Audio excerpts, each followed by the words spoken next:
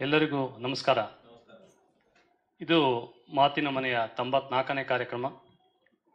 ಪಾಟಕ್ ಯಕ್ಷ ಸಂಸ್ಕೃತಿ ಟ್ರಸ್ಟ್ ಇವರಿಂದ ದೇವಿದಾಸ ವಿರಚಿತ ತಾಳಮದ್ದಲೆ ಪಾರ್ಥ ಸಾರಥ್ಯ ಅಂತ. ಇದು ಶ್ರೀ ಕೃಷ್ಣ ಸಂಧಾನ ಪ್ರಸಂಗದ ಒಂದು ಭಾಗ. ಇವತ್ತಿನ ಈ ಸಂಜೆಯ ಕಾರ್ಯಕ್ರಮಕ್ಕೆ ಈ ಪಾಟಕ್ ಯಕ್ಷ ಸಂಸ್ಥೆ ಟ್ರಸ್ಟ್ ವತಿಯಿಂದ ಆಗಮಿಸತಕ್ಕಂತಹ ಎಲ್ಲ ತಾಳಮದ್ದಲೆ ಕಲಾವಿದರಿಗೆ ಸ್ವಾಗತವನ್ನು ಕೋರ್ತಾ ಇದ್ದೇನೆ. ಇದರಲ್ಲಿ ಶ್ರೀಯುತ ಎ.ಸಿ. ಪಾಠಕ್ ಅವರಿದ್ದಾರೆ. ಓಕೆ. ಶ್ರೀ ಅನಂತ್ ಕುಮಾರ್ ಅವರಿದ್ದಾರೆ. ಮದ್ದಲೆಯಲ್ಲಿ ಶ್ರೀ ಚಿನ್ಮಯ್ ಹೆಗಡೆ ಅವರಿದ್ದಾರೆ. ಶ್ರೀಕೃಷ್ಣನ ಪಾತ್ರದಲ್ಲಿ ಶೈಲಸುತೆ ರಂಜಿತಾ, ಅರ್ಜುನನ ಪಾತ್ರದಲ್ಲಿ ಶ್ರೀಮತಿ ಸಹನಾ ಅವರಿದ್ದಾರೆ. ದುರ್ಯೋಧನ ಪಾತ್ರದಲ್ಲಿ ಶ್ರೀ ಅಜಿತ್ ಕಾರಂತ್ ಅವರು ಬರ್ತಾ ಇದ್ದಾರೆ. ಹಾಗೂ ಬಲರಾಮ್ನಾಗಿ ಶ್ರೀ ಸುಹಾಸ್ ಮರಾಠೆ ಅವರಿದ್ದಾರೆ. ತಾಳಮದ್ದಲೆ ನಿಮಗೆಲ್ಲ ಗೊತ್ತಿರೋ ಹಾಗೆ ಯಕ್ಷಗಾನದ ಒಂದು ಭಾಗವಾಗಿತ್ತು.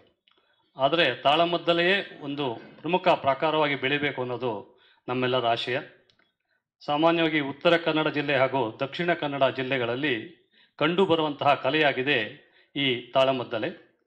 ಯಕ್ಷಗಾನದ ಈ ಪದ್ಧತಿಗೆ ಪ್ರಸಂಗ, ಬೈಠಾಕು, ಯಕ್ಷಗಾನ ಕೂಟ, ಜಾಗರಣೆ ಹೀಗೆ ಅನೇಕ ಹೆಸರುಗಳಿವೆ. ಈ ಕಲೆಯಲ್ಲಿ ಪಾತ್ರಧಾರಿಗಳು ಬಣ್ಣ ಹಚ್ಚದೆ, ಪ್ರತ್ಯೇಕ ವೇಷಭೂಷಣಗಳಿಲ್ಲದೆ ಕುಳಿತಲ್ಲಿಯೇ ಅಭಿನಯಿಸುವ ಯಕ್ಷಗಾನದ ಒಂದು ಕಲೆ. ತಾಳಧಾರಿಗಳಾದ ಭಾಗವತರು ಮೃದಂಗವಾದನದ ಮೇಳವನ್ನಿಟ್ಟುಕೊಂಡು ಆಖ್ಯಾನವನ್ನು ಹೇಳುವುದರಿಂದ ಇದಕ್ಕೆ ತಾಳಮದ್ದಲೆ ಅಂತ ಕರೀತಾರೆ. ಮೊದಲ ಹಂತ ಈ ತಾಳಮದ್ದ 4-6 ಜನ ಒಂದೆಡೆ ಸೇರಿಕೊಂಡು ಒಂದು ಕಥೆಯಲ್ಲಿನ ಬೇರೆ ಬೇರೆ ಪ್ರಸಂಗಗಳನ್ನು, ಬೇರೆ ಬೇರೆ ಪಾತ್ರಗಳ ಚಿತ್ರಣವನ್ನು ಇಲ್ಲಿ ಮಾಡ್ಕೊಂಡು ಹೋಗ್ತಾರೆ. ಈ ವಾದ್ಯಗಳ ಆಧಾರದ ಮೇಲೆ ತಮ್ಮ ಪ್ರತಿಭೆಯಿಂದ ಮಾತಿನ ಮೂಲಕ ಚಿತ್ರಿಸುತ್ತಾ ಹೋಗುವ ಈ ಕಲೆಯೇ ತಾಳಮದ್ದಲೆ. ತಾಳಮದ್ದಲೆಯಲ್ಲಿ ಕಲಾವಿದರು ಕೈ, ಕಣ್ಣು, ಮುಖಗಳಿಂದ ಭಾವ ಪ್ರದರ್ಶನ ಮಾಡುತ್ತಾರೆ. ಇದರಲ್ಲಿ ಭಾಗವತನೇ ಸೂತ್ರಧಾರನಾಗಿರುತ್ತಾರೆ. ಸಂದರ್ಭದ ಪದ್ಯಗಳನ್ನು ಹಾಡುತ್ತಾ ಆ ಹಾಡಿಗೆ ಸಂಬಂಧಿಸಿದ ಪಾತ್ರಧಾರಿ ಮಾತನ್ನು ಆರಂಭಿಸುತ್ತಾರೆ. ಒಬ್ಬ ಪಾತ್ರಧಾರಿಯ ಮಾತಿಗೆ ಇನ್ನೊಬ್ಬ ಪಾತ್ರಧಾರ ಉತ್ತರ ಕೊಡುತ್ತಾ ಭಾಗವತದ ಹಾಡಿನ ಮೂಲಕ ದಾರಿ ಮಾಡಿಕೊಡುತ್ತಾರೆ. ಭಾಗವತ ಕಂದ ಪದ್ಯಗಳ ಜೊತೆಗೆ ಹಲವಾರು ಮಟ್ಟಿಗಳಲ್ಲಿ ಪದ್ಯಗಳನ್ನು ಹಾಡುತ್ತಾರೆ. ಇದು ತಾಳಮದ್ದಲೆಯ ವೈಶಿಷ್ಟ್ಯ. ಇವತ್ತಿನ ಪ್ರಸಂಗ ಪಾರ್ಥ ಸಾರಥ್ಯ. ನಾವೆಲ್ಲ ನೋಡೋಣ ಈಗ. ಶ್ರೀ ಗುರುಗಣಾಧಿಪತಯೇ ನಮಃ.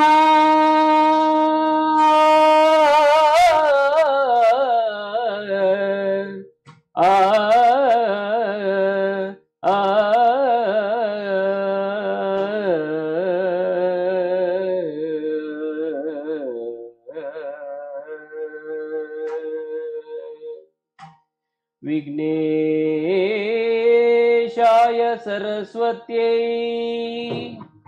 ಪಾರ್ವತ್ಯೈ ಗುರವೇ ನಮಃ.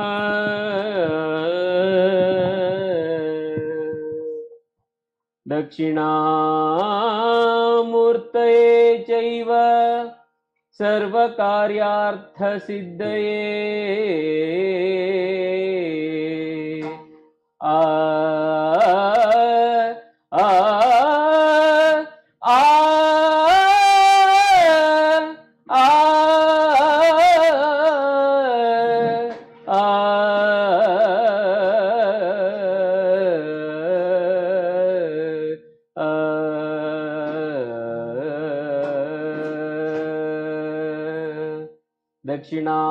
ದಕ್ಷಿಣಾಮೂರ್ತಯೇ ಚೈವ ಸರ್ವಕಾರ್ಯಾರ್ಥಸಿದ್ಧಯೇ.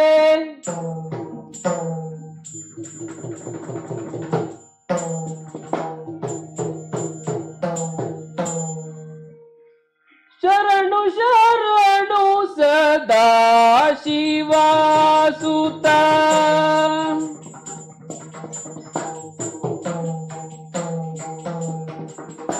ಶರಣು ಶರಣು ಸದಾ ಶಿವಾಸುತ.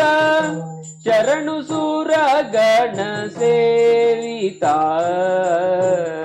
ಶರಣು ಶರಣು ಸದಾ ಶಿವಾಸುತ. ಶರಣು ಸುರಗಣ ಸೇವಿತ. ಶರಣು ಸಕಲಾಭೀಷ್ಟದಾಯಕ ಶರಣು ಸಕಲಾಭೀಷ್ಟದಾಯಕ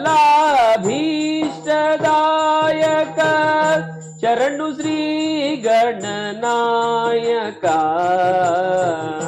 ಶರಣು ಶ್ರೀ ಗಣನಾಯಕ ಶರಣು ಶರಣು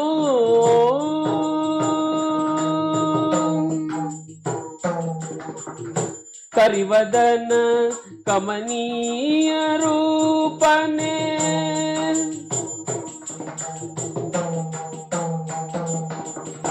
ಕರಿವದನ ಕಮನೀಯ ರೂಪನೆ ಕರುಣನಿಧಿ ಸುಪ್ರತಾಪನೆ ಕರಿವದನ ಕಮನೀಯ ರೂಪನೆ ಕರುಣನಿಧಿ ಸುಪ್ರತಾಪನೆ ಪರಮ ಪಾವನ ಪಂಕಜೇಕ್ಷಣ ಪರಮ ಪಾವನ ಪಂಕಜೇಕ್ಷಣ ನಿರತ ಭಕ್ಷ್ಯಾಪೇಕ್ಷಣ ಶರಣು ಶರಣು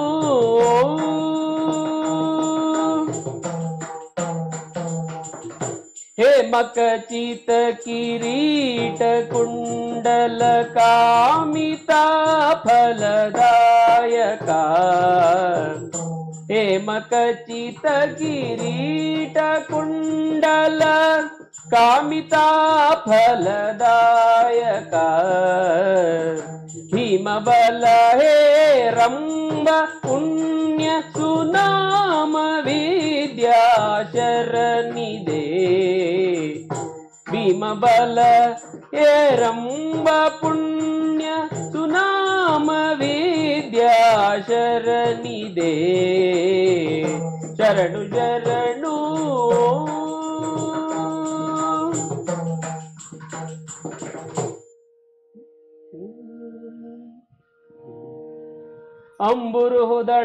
ಅಂಬುರುಹುದಳನೇತ್ರ ಶ್ರೀ ದುರ್ಗಾಂಬಿಕೆಯ ಬಲಗೊಂಡು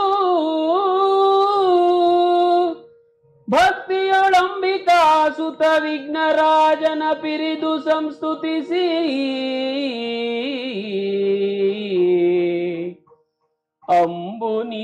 ಅಂಬುನಿಧಿಯಾತ್ಮಜಗೆ ಕೈ ಮುಗಿದಂಬುಜಾಸನ ವಾಣಿಯರ ಪಾದಾಂಬುಜಕ್ಕೆ ಪೊಡಮಡುತ್ತ ವರ್ಣಿಪೆನಿ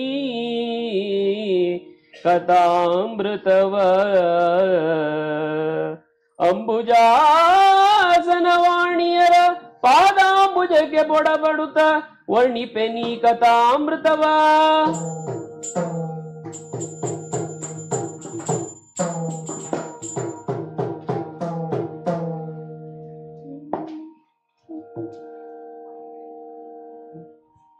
परम षडुरस भोजनव मुरहरनु भुंजिसी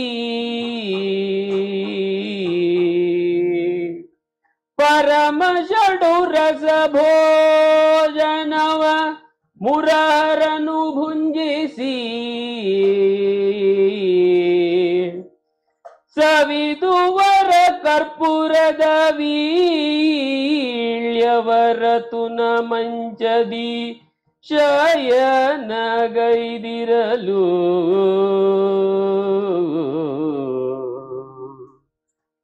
ತರುಣಿಯರು ಸಿರಿ ಚರಣ ಸೇವೆಯ ವಿರಚಿಸಲು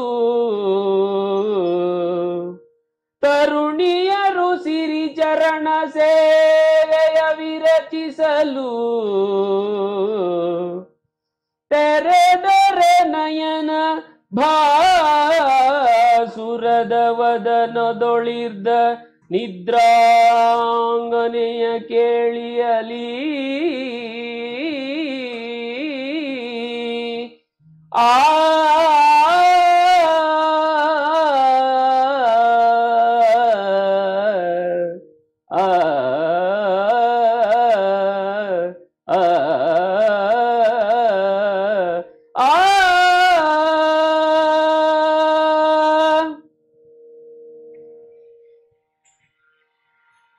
हेलो बोल ಭೋಜನ ಜೀವಿಗಳ ಹಸಿವನ್ನು ತಣಿಸುತ್ತದೆ. ಸರ್ವರನ್ನು ಹೊತ್ತಂತಹ ಭೂಮಿದೇವಿಯೇ ಹಸಿದರೆ ಅದಕ್ಕೆ ಉಚಿತವಾದ ಭೋಜನ ಯಾವುದು? ಈ ಬಗ್ಗೆ ನಾನು ಆಲೋಚಿಸಬೇಕಿದೆ. ಇದಕ್ಕೊಂದು ಸುಯೋಚಿತವಾದ ವೇದಿಕೆಯನ್ನು ಕಲ್ಪಿಸಬೇಕಿದೆ. ನೋಡಿದಿರಾ, ಸಮೃದ್ಧವಾದ ದ್ವಾರಾವತಿಯಲ್ಲಿ ನನ್ನ ಅಷ್ಟ ಮಹಿಷಿಯರು ಕಾಲ ಕಾಲಕ್ಕೆ ಬೇಕಾದ ಹಾಗೆ ಷಡುರಸದ ಭೋಜನವನ್ನ ಸಿದ್ಧಪಡಿಸಿ ಬಳಿಕ ನನಗೆ ಉಣಬಡಿಸಿ ನಾನು ಉಣ್ಣುವುದನ್ನು ಕಣ್ತುಂಬಿಕೊಂಡು ಹರ್ಷಚಿತ್ತರಾಗಿ ಕರ್ಪೂರದ ತಾಂಬೂಲವನ್ನು ನೀಡುತ್ತಾ ಪಾದ ಸೇವೆಯನ್ನು ಗೈಯುತ್ತಿದ್ದಾರೆ. ಇಂತಹ ವೈಭವೋಪೇತವಾದ ಊಟವನ್ನು ಮಾಡಿದ ನನಗೆ ಸಹಜವಾಗಿಯೇ ಆಲಸ್ಯ ಮೈದೋರುತ್ತುಂಟು. ಸ್ವಲ್ಪ ನಿದ್ರಿಸೋಣ ಎನ್ನುವ ಮನಸ್ಸಾಗಿದೆ. ಆದರೊಂದುಂಟು, ಕೃಷ್ಣ ಕಣ್ಮುಚ್ಚಿ ಮಲಗಿದರೆ ಜಗತ್ತೇ ಮಲಗಿತು ಎನ್ನುವ ಭಾವುಕ ಮಂದಿ ಹಲವರಿದ್ದಾರೆ. ಆದ್ದರಿಂದ ತೆರೆದು ಅರೆನಯನವನ್ನು, ಅರ್ಧ ಕಣ್ಣನ್ನು ತೆರೆದು ಅರ್ಧ ಕಣ್ಣನ್ನು ಮುಚ್ಚಿ ಮಲಗಿ ವಿಶ್ರಮಿಸುತ್ತೇನೆ. ನೋಡೋಣ. ಪಾರ್ಥ ಬರುತ ಮಂಗಲ ಶಕುನ ಮಂಪತದೊಳೀಕ್ಷಿಸುತ್ತ ನಡೆದನು ಅಚ್ಯುತನ ಬಳಿಗೆ. ಮದುವೆಯ ಮನೆ ಇಂದು ಮಾತಿನ ಮನೆಯಾಗಿದೆ. ಪುತ್ರ ಅಭಿಮನ್ಯುವಿನ ವಿವಾಹ ಸಂಭ್ರಮದಿಂದ ನೆರವೇರಿತು. ದೃಪದರ ಪುರೋಹಿತರಾದ ಶತಾನಂದರನ್ನು ಸಂಧಿಗಾಗಿ ದುರ್ಯೋಧನನ ಬಳಿಗೆ ಕಳುಹಿಸಲಾಯಿತು. ಆದರೆ ಆ ಸಂಧಿ ಪ್ರಯತ್ನ ವಿಫಲವಾಯಿತು. ಸದಾ ಶುಭದಲ್ಲೂ ಅಶುಭದಲ್ಲೂ ಶುಭವನ್ನೇ ಕಾಣುವವನು ನನ್ನ ಅಣ್ಣ ಯುಧಿಷ್ಠಿರ. ಆದರೆ ಮರಳಿ ಬಂದ ಶತಾನಂದರ ಒಂದು ಮಾತು ಅಣ್ಣನನ್ನ ಸ್ವಲ್ಪ ವಿಚಲಿತನನ್ನಾಗಿ ಮಾಡಿದೆ. ಹರಿಯನ್ನು ತನ್ನೊಳಗೆ ಮಾಡಿಕೊಳ್ಳುತ್ತೇನೆ ಎಂದು ಕುಯುಕ್ತಿಯಿಂದ ದುರ್ಯೋಧನ ಶೀಘ್ರಾತಿ ಶೀಘ್ರವಾಗಿ ದ್ವಾರಾವತಿಯನ್ನು ಮುಟ್ಟುವತ್ತ ಹೊರಟಿದ್ದಾನಂತೆ. ಈ ವಿಷಯ ತಿಳಿದ ತಕ್ಷಣವೇ ನನ್ನ ಅಣ್ಣ ಯುಧಿಷ್ಠಿರ ವಿಚಲಿತಗೊಂಡು ತ್ವರೆಯಾಗಿ ನನ್ನನ್ನು ಕರೆದು, ಪಾರ್ಥ, ನೀನು ಈಗಲೇ ದ್ವಾರಕಾಪುರಿಗೆ ಹೋಗಿ ಕೃಷ್ಣನ ಸಹಾಯವನ್ನು ಯಾಚಿಸಿ ಬಾ ಅಂತ ತರಾತುರಿಯಿಂದ ನನ್ನನ್ನು ಕಳುಹಿಸಿಕೊಟ್ಟ. ಅವನ ಆಶೀರ್ವಾದ ಪಡೆದು ನಾನೂ ಸಹ ತರಾತುರಿಯಲ್ಲಿಯೇ ನಡೆದೆ. ಆದರೆ ಬರುತ್ತಾ ಬರುತ್ತಾ ನೋಡುತ್ತಿದ್ದೇನೆ, ದಾರಿಯಲ್ಲಿ ಬರೀ ಮಂಗಳ ಶಕುನಗಳನ್ನೇ ಕಾಣುತ್ತಿದ್ದೇನೆ. ನೋಡುತ್ತಿದ್ದೇನೆ, ಸಾರಂಗ ಪಕ್ಷಿಗಳು, ಚಕ್ರವಾಕ ಪಕ್ಷಿಗಳು ಕಲರವವನ್ನು ಮಾಡುತ್ತಾ ಇವೆ.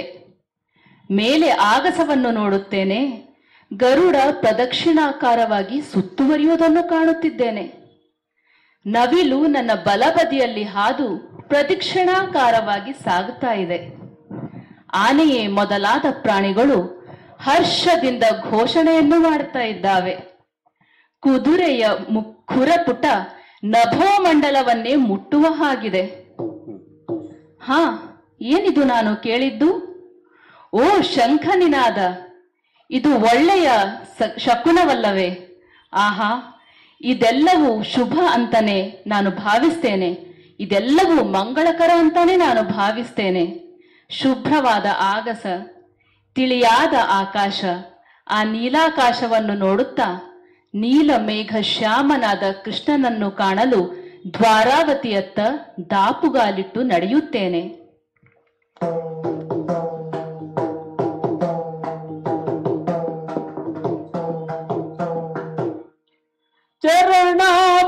ಚರಣಾಬ್ಜದೆಡೆಯಲ್ಲಿ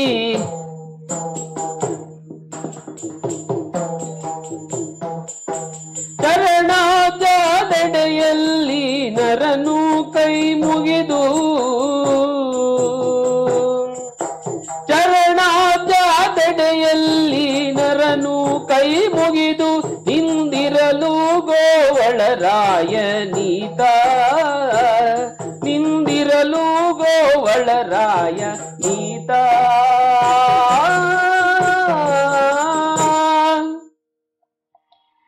ದ್ವಾರಾವತಿಗೆ ಬಂದದ್ದಾಯಿತು. ಕೃಷ್ಣ ಭವನವನ್ನು ಪ್ರವೇಶ ಮಾಡಿದ್ದೇನೆ. ಪ್ರವೇಶ ಮಾಡುತ್ತಿದ್ದಂತೆಯೇ ಶ್ರೀಹರಿಯ ಪಾದಗಳ ದರ್ಶನವೇ ನನಗೆ ಮೊದಲಾಗಿ ಆಗಿದೆ. ಆಹಾ, ನಾನು ಕೃತಾರ್ಥನಾದೆ, ಧನ್ಯನಾದೆ. ದುಷ್ಟ ಕಾಳಿಂಗನನ್ನು ಮರ್ದಿಸಿದಂತಹ ಪಾದಗಳಲ್ಲವೇ ಇವು?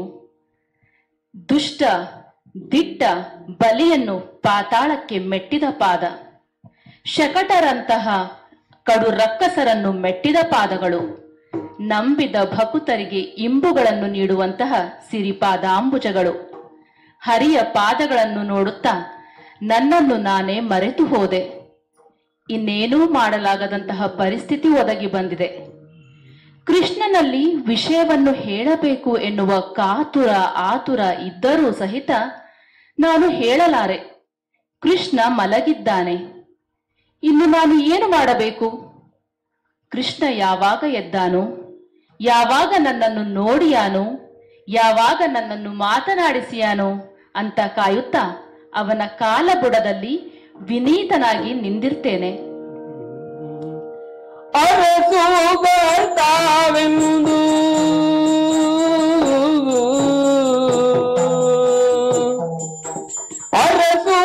ಅರಸುಗಳ್ತಾವೆಂದು ಮೌಳಿಯ ಬಳಿಯಲ್ಲಿ ಅರಸುಗಳ್ತಾವೆಂದು ಮೌಳಿಯ ಬಳಿಯಲ್ಲಿ ಕುರುಭೂಪ ಕುಳ್ಳಿದ ನಾಗ ಕುರುಭೂಪ ಕುಳ್ಳಿದ ನಾಗ. ಯೋಗ ಬೇರೆ, ಭಾಗ್ಯ ಬೇರೆ. ಯೋಗ ಇದ್ದವರಿಗೆ ಭಾಗ್ಯ ಇಲ್ಲ, ಭಾಗ್ಯ ಇದ್ದವರಿಗೆ ಯೋಗ ಇಲ್ಲ ಅಂತ ಪ್ರಪಂಚದಲ್ಲಿ ಇವರೆಲ್ಲ ಆಡುವುದು. ನನ್ನನ್ನು ನೋಡಿ ಅಲ್ವೋ ಮರೆಯಬೇಕಾದ ಮಾತದು. ಯೋಗವೂ ಉಂಟು, ಭಾಗ್ಯವೂ ಉಂಟು ನಮ್ಮಲ್ಲಿ. ಹೇಗೆ? ನನ್ನ ಧೋರಣೆಯೇ ಹಾಗೆ. ಅಂತೂ ಇಂತೂ ಕುಂತಿಯ ಮಕ್ಕಳಿಗೆ ರಾಜ್ಯ ಇಲ್ಲ, ಇದನ್ನು ಮಾಡಬೇಕು ಅಂತ ಹೊರಟವ ಈ ದುರ್ಯೋಧನ. ಆಯ್ತಲ್ಲ ನೋಡಿ,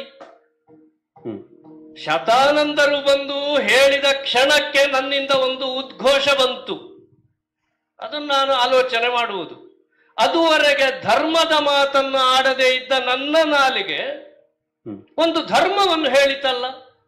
ಧರಣಿಯಂ ಪಾರ್ಥಿವರು ಸೋತ ಮೇಲೆ ಅರಿಗಳಂ ಧುರದಿ ಜಯಿಸಿಕೊಂಬುದು ಧರ್ಮ.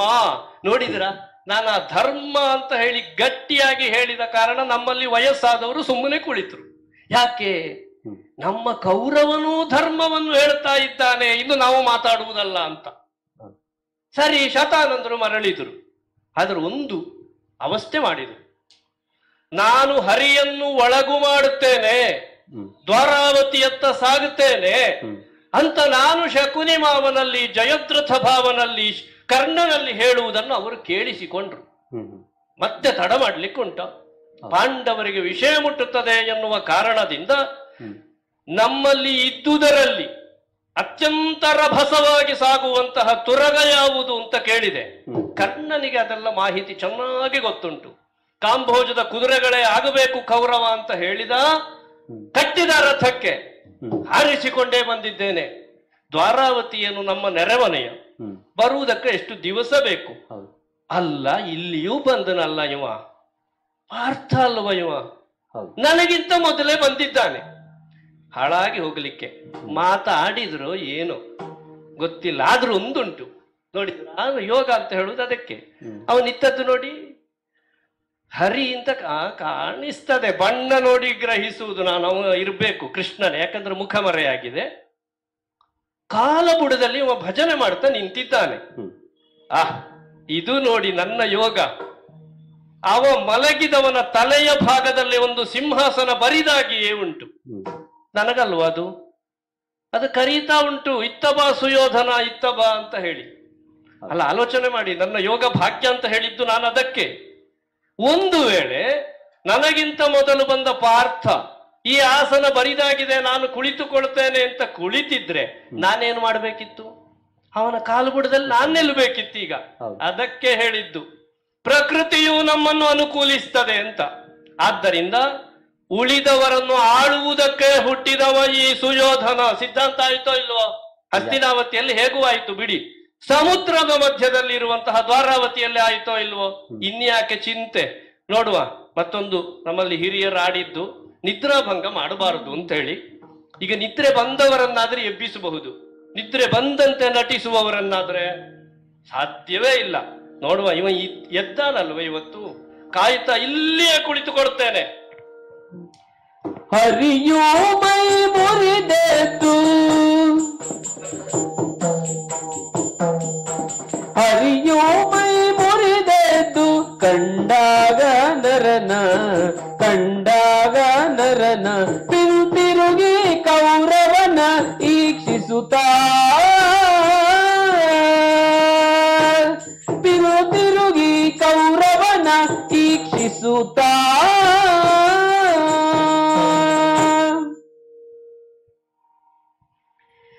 ಬಹಳ ಹೊತ್ತು ಮಲಗಿ ನಿದ್ರಿಸಿದೆನೆಂದು ಕಾಣಿಸುತ್ತದೆ. ತಟ್ಟನೆ ಎಚ್ಚರವಾಯಿತು. ಮೈ ಮುರಿದು ಏಳುತ್ತಿದ್ದೇನೆ.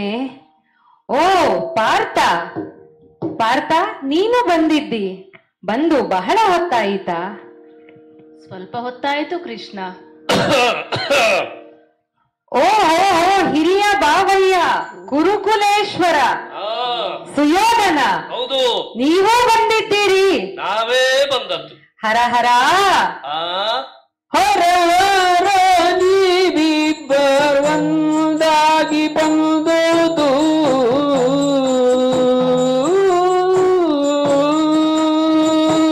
ಹರ ಹರ ನೀವಿಬ್ಬರು ಒಂದಾಗಿ ಬಂದುದಚ್ಚರಿಯಾಗಿ ತೋರ್ಪುದಿಂದಿನಲ್ಲಿ, ಅಚ್ಚರಿಯಾಗಿ ತೋರ್ಪುದಿಂದಿನಲ್ಲಿ.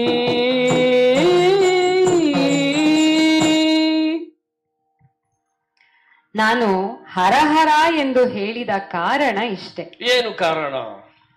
ನಮ್ಮಲ್ಲಿ ಹಲವರು ಹೇಳುತ್ತಾರೆ, ಏನು? 1000 ವರ್ಷ ಬದುಕಿದರೆ 1000 ಚೋದ್ಯವನ್ನು ನೋಡಬಹುದಂತೆ. ಏನು ಚೋದ್ಯ ಕಂಡಿಯಪ್ಪ? ಹಾಗೆ ಒಂದು ಅಚ್ಚರಿಯ ಸಂಗತಿಯನ್ನು ಇಲ್ಲಿ ನೋಡುತ್ತಿದ್ದೇನೆ. ಏನಚ್ಚರಿ? ನೀವಿಬ್ಬರು ಒಂದಾಗಿ ನನ್ನ ಪುರಕ್ಕೆ ಬಂದಿದ್ದೀರಿ. ನಾವಿಬ್ಬರು ಒಂದಾಗಿ ನನ್ನ ಪುರಕ್ಕೆ ಬಂದಿದ್ದೀರಿ. ನಿಮ್ಮಿಬ್ಬರನ್ನು ಹೀಗೆ ಒಟ್ಟಿಗೆ ಕಾಣುತ್ತಿದ್ದೇನಲ್ಲ, ಇದೇ ಅಚ್ಚರಿಯ ವಿಷಯ. ಅಲ್ಲ, ನೀವು ನಮ್ಮ ದ್ವಾರಕಾವತಿಗೆ ಬರುವುದು ಹೊಸತೇನಲ್ಲ. ಅಲ್ಲಪ್ಪ, ನೀವು ಯಾವಾಗಲೂ ಬಂದರೂ ಅಣ್ಣನ ಪುರದತ್ತ ಹೋಗುವುದನ್ನೇ ನೋಡಿದವನು ನಾನು. ನನ್ನ ಭವನದ ಕಡೆ ಬರುವುದು ಬಹಳ ಅಪರೂಪವಲ್ಲವಾ ಕೃಷ್ಣ? ಹಾ, ನಮಗೆ ಇತ್ತೀಚೆಗೆ ಬಳೆಯ ಸದ್ದು ಕೇಳಿದ್ರೆ ಆಗುವುದಿಲ್ಲ. ಹಾ, ಹಾಗಾಗಿ ಸ್ವಲ್ಪ ಇಲ್ಲಿ ಅದೇ ಸದ್ದಲ್ವೋ, ಹಾಗಾಗಿ ನಿನ್ನ ಅಣ್ಣನ ಭವನದತ್ತಲೇ ನಮ್ಮ ಕಾಲು ಸಾಗುವುದು. ಹಾ, ಆದರೆ ಇವತ್ತು ನೀವು ಬಂದಿರಲ್ಲ ಅಲ್ಲ, ಆದರೆ ನಿಮಗೆ ಪಾಂಡವರ ಮೇಲೆ ಒಂದು ಕರುಣ ಉಂಟಾಯಿತಲ್ಲ. ಎಂತದು ಕರುಣ? ಪಾಂಡವರ ಬಗ್ಗೆ? ಹೌದು, ನನಗೆ ಕರುಣೆ. ನಿಮಗೆ ಒಡಲುರಿ, ಪಾಂಡವರ ಮೇಲೆ ಇರಬಹುದಾದ ಒಡಲುರಿ ಅಂತ ಹೇಳಿದ್ರೆ ಹೊಟ್ಟೆ ಉರಿ ಅಂತಲ್ವಾ ಕೃಷ್ಣ? ಹೌದಪ್ಪ. ಅದನ್ನು ನೇರ ಹೇಳುವುದೇನು, ಸುತ್ತಿ ಬಳಸಿ ಮಾತಾಡುವುದು ಯಾಕೆ? ಅಲ್ಲ, ಲೋಕ ಏನೇ ಆಡಿಕೊಳ್ಳಲಿ, ಕೌರವರು ಪಾಂಡವರನ್ನು ದ್ಯೂತದಲ್ಲಿ ಸೋರಿಸಿ ಅಡವಿಗೆ ಅಟ್ಟಿದರು ಎಂದು ನನಗೆ ಅದರ ಬಗ್ಗೆ ಆಕ್ಷೇಪ ಇಲ್ಲ. ಹುಟ್ಟುತ್ತಾ ಅಣ್ಣ ತಮ್ಮಂದಿರಾದರೂ ಬೆಳೆಯುತ್ತಾ ದಾಯಾದಿಗಳು. ಹೌದಪ್ಪ. ಆದರೂ ಸಹೋದರಿಯ ಎನ್ನುವುದೊಂದುಂಟಲ್ಲ, ಹಾಗಾಗಿಯೇ ಹೇಳಿದ್ದು ನಾನು. ಏನು? ನೋಡಿ, ನೀವಿಬ್ಬರು ಒಂದಾಗಿ ಹೀಗೆ ನನ್ನ ಭವನದಲ್ಲಿ ಇರುವುದನ್ನು ನೋಡುವುದಕ್ಕೆ ಇಷ್ಟು ಹಿತ ಎನ್ನಿಸುವುದಾದರೆ, ಇನ್ನು ನಿಜಾರ್ಥದಲ್ಲಿ ನೀವಿಬ್ಬರು ಪಾಂಡವರು ಕೌರವರು ಒಂದಾದರೆ, ಅನ್ಯೋನ್ಯವಾಗಿ ಸಹಬಾಳ್ವೆ ನಡೆಸಿದರೆ, ಹಸ್ತಿನಾವತಿಯಲ್ಲಿ ಬೆಳಗು ಭಿನ್ನಾಣಗಳಲ್ಲದೆ ಮತ್ತೇನು ರಂಜಿಸುತ್ತದೆ? ಆ ವಿಷಯಕ್ಕೆ ನಾವಿಬ್ಬರು ಒಂದಾಗಿ ಬಂದದ್ದು ಅಂತ ಹೇಳಿದ್ದ. ಹೌದು, ನಿನ್ನ ದೋಷ ಅಲ್ಲ. ಮತ್ತೆ? ಆದ್ರೆ ನೀನು ಕಂಡದ್ದು ಹೌದು. ಹೌದಲ್ಲ? ನಾವು ಬಂದದ್ದು ಒಂದಾಗಿ ಅಲ್ಲದೆ ಹೋದ್ರು ನೀನು ಕಂಡದ್ದು ಒಂದಾಗಿ ಮಾತ್ರ. ಸರಿ. ಮತ್ತೆ ಯಾವತ್ತೂ ಒಂದಾಗುವ ಪ್ರಕ್ರಿಯೆ ಇದರಲ್ಲಿ ಇಲ್ಲ ಕೃಷ್ಣ. ಆದ್ದರಿಂದ ಅವ ಬೇರೆಯೇ ಬಂದದ್ದು, ನಾನು ಮತ್ತೆ ಬಂದವನು. ನೀವು ಬರುವಾಗಲೇ ನಾನು ಮಲಗಿದ್ದೇನಲ್ಲ. ಹೌದು, ಹಾಗಾಗಿ ನನಗೆ ಈ ವಿಷಯ ತಿಳಿದಿರಲಿಲ್ಲ. ನೀವು ಬರುವುದು ಮೊದಲೇ ಗೊತ್ತಿಲ್ಲದೆ ಮಲಗಿ ನಿದ್ರಿಸಿದೆ ನಾನು. ಆದ್ದರಿಂದ ನಿಮ್ಮ ಉಪಚಾರಕ್ಕೆ ತೊಂದರೆಯಾಯಿತೋ ಏನೋ? ಎಂತದು? ನಿಮ್ಮ ಉಪಚಾರಕ್ಕೆ ತೊಂದರೆಯಾಯಿತೋ ಏನೋ? ಉಪಚಾರ ಹಾ ನಮಗೆ ಹಾ ಇಲ್ಲಿ ಹಾ. ಯಾರಿಗೆ ಹೇಳುವುದು ನೀನು? ಯಾರಿಗಿಷ್ಟು ಉಪಚಾರ,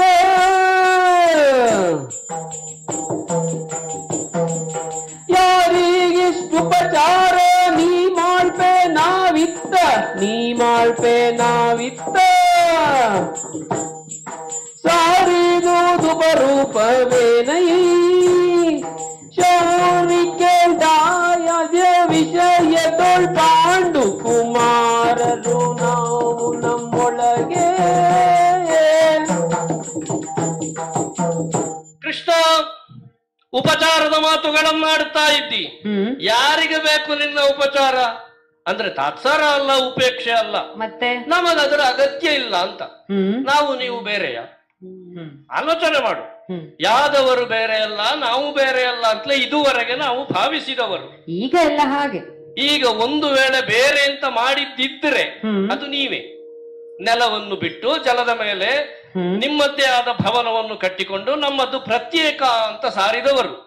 ಬಿಡು, ನಮ್ಮ ಚಂದ್ರವಂಶದ ಒಂದು ಕುಡಿಯಲ್ವ. ಹಾಗಿರುವಾಗ ಉಪಚಾರವನ್ನು ಬಯಸಿ ನಾನು ಬರುವುದಲ್ಲ. ಅಥವಾ ನಾನು ಬಂದಾಗ ಇಲ್ಲಿ ಉಪಚಾರಕ್ಕೆ ಯಾವ ಕೊರತೆಯೂ ಇಲ್ಲ. ನಾನು ಅದರ ನಿರೀಕ್ಷೆಯಿಂದ ಬಂದವ ಅಲ್ಲ. ಆದರೊಂದು ಬರುವುದಕ್ಕೆ ಬಲವಾದ ಕಾರಣ ಉಂಟು. ಏನದು ಕಾರಣ? ಈಗ ಈ ಭೂಮಿಗಾಗಿ ದಾಯಾದ್ಯ ಕಲಹವನ್ನು ನಾನು ನಿಶ್ಚಯಿಸಿದ್ದೇನೆ. ಕಲಹ? ಹೌದು. ಭೂಮಿಗಾಗಿ? ಹೌದು. ಯಾರಲ್ಲಿ? ಪಾಂಡವರಲ್ಲಿ. ಪಾಂಡವರಿಗೂ ನಮಗೂ ಯುದ್ಧ. ಯುದ್ಧ. ಆ ಯುದ್ಧದಲ್ಲಿ ನೀನು ನಮಗೆ ಸಹಾಯಿಯಾಗುತ್ತಿ ಎನ್ನುವಂತಹ ವಿಶ್ವಾಸದಿಂದ ಬಂದಿದ್ದೇನೆ. ಹೇಗೆ? ಒಳ್ಳೇದುಂಟಲ್ವಾ? ಒಳ್ಳೇದುಂಟು. ಈಗ ನೀವು ಬಂದ ಸಮಾಚಾರ ಧರಣಿಗಾಗಿ ನಾವು ಮಾಡುವಂತಹ ಯುದ್ಧಕ್ಕೆ ನಿನ್ನ ಸಹಾಯ. ಯುದ್ಧಕ್ಕೆ ನನ್ನ ಸಹಾಯ. ಹೌದಪ್ಪ. ಸರಿ. ಅರ್ಜುನನೂ ಬಂದಿದ್ದಾನೆ ಧರಣಿಗೋಸ್ಕರ. ಹೌದಪ್ಪ. ನೀವು ಧರಣಿಗೋಸ್ಕರ ಯುದ್ಧ ನಿಶ್ಚಯಿಸಿ ಬಂದಿದ್ದೀರಿ. ಧರಣಿಗೋಸುಗ ನೀವು ನಿಜ ಸೋದರರು ಹೊಳಚುವಿರೇಕೆ?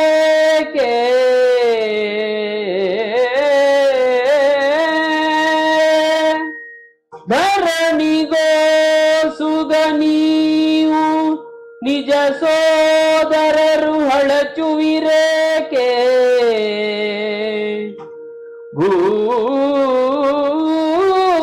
ಭೂಮಿಯು ಸ್ಥಿರವದಾರಿಗೆ, ಭೂಮಿಯು ಸ್ಥಿರವದಾರಿಗೆ, ನೀವು ಪಾಂಡವರ ರಥವೀರ ನಾವು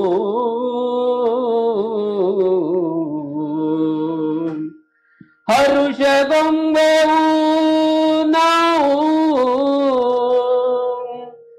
ನಾವು ಹರುಷಗೊಂಬೆವು ಸರ್ವಥಾ ಸಂಗರವು ಬೇಡೈ,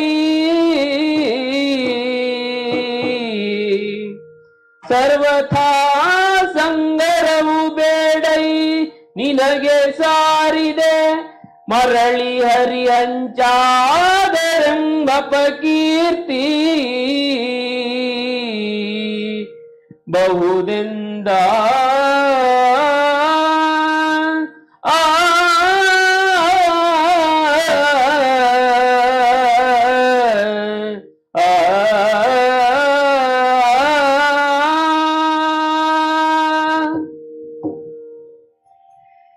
ನೀವು ಅಣ್ಣ ತಮ್ಮಂದಿರು ಧರಣಿಗೋಸ್ಕರ ಯುದ್ಧವನ್ನು ಮಾಡುತ್ತೀರಿ.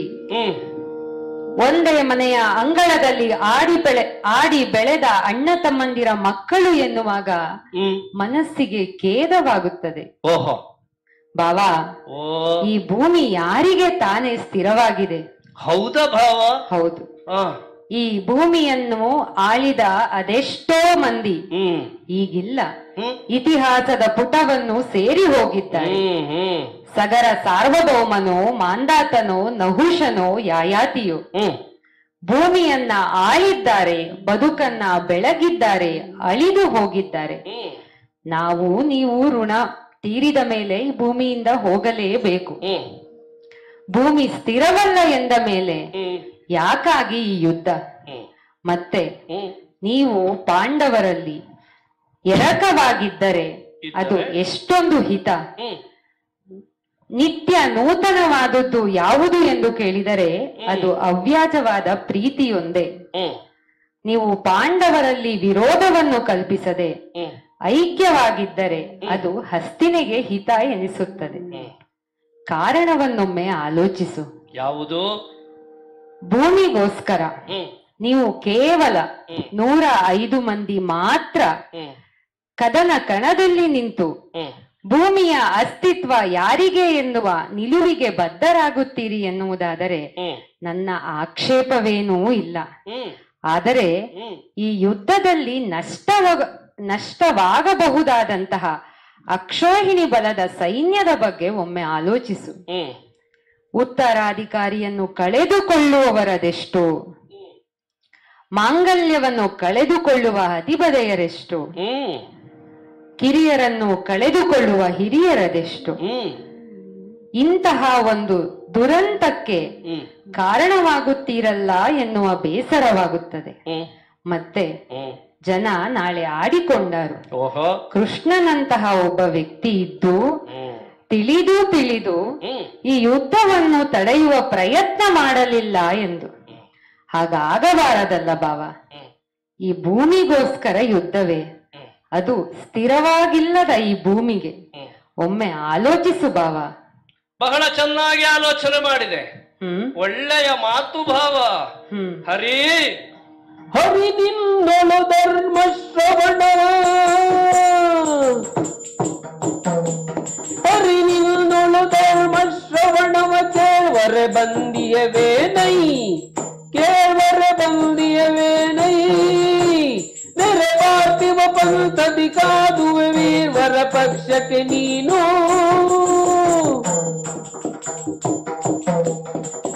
ಆ ಕೆಟ್ಟ ಕೌರವ ಏನು ಹೇಳಿಯಾನು ಎನ್ನುವ ಕುತೂಹಲದಿಂದಲೇ ಮೊನ್ನೆ ಸಭೆಯಲ್ಲಿ ಆಡಿದೆಯಂತೆ ನೀನು.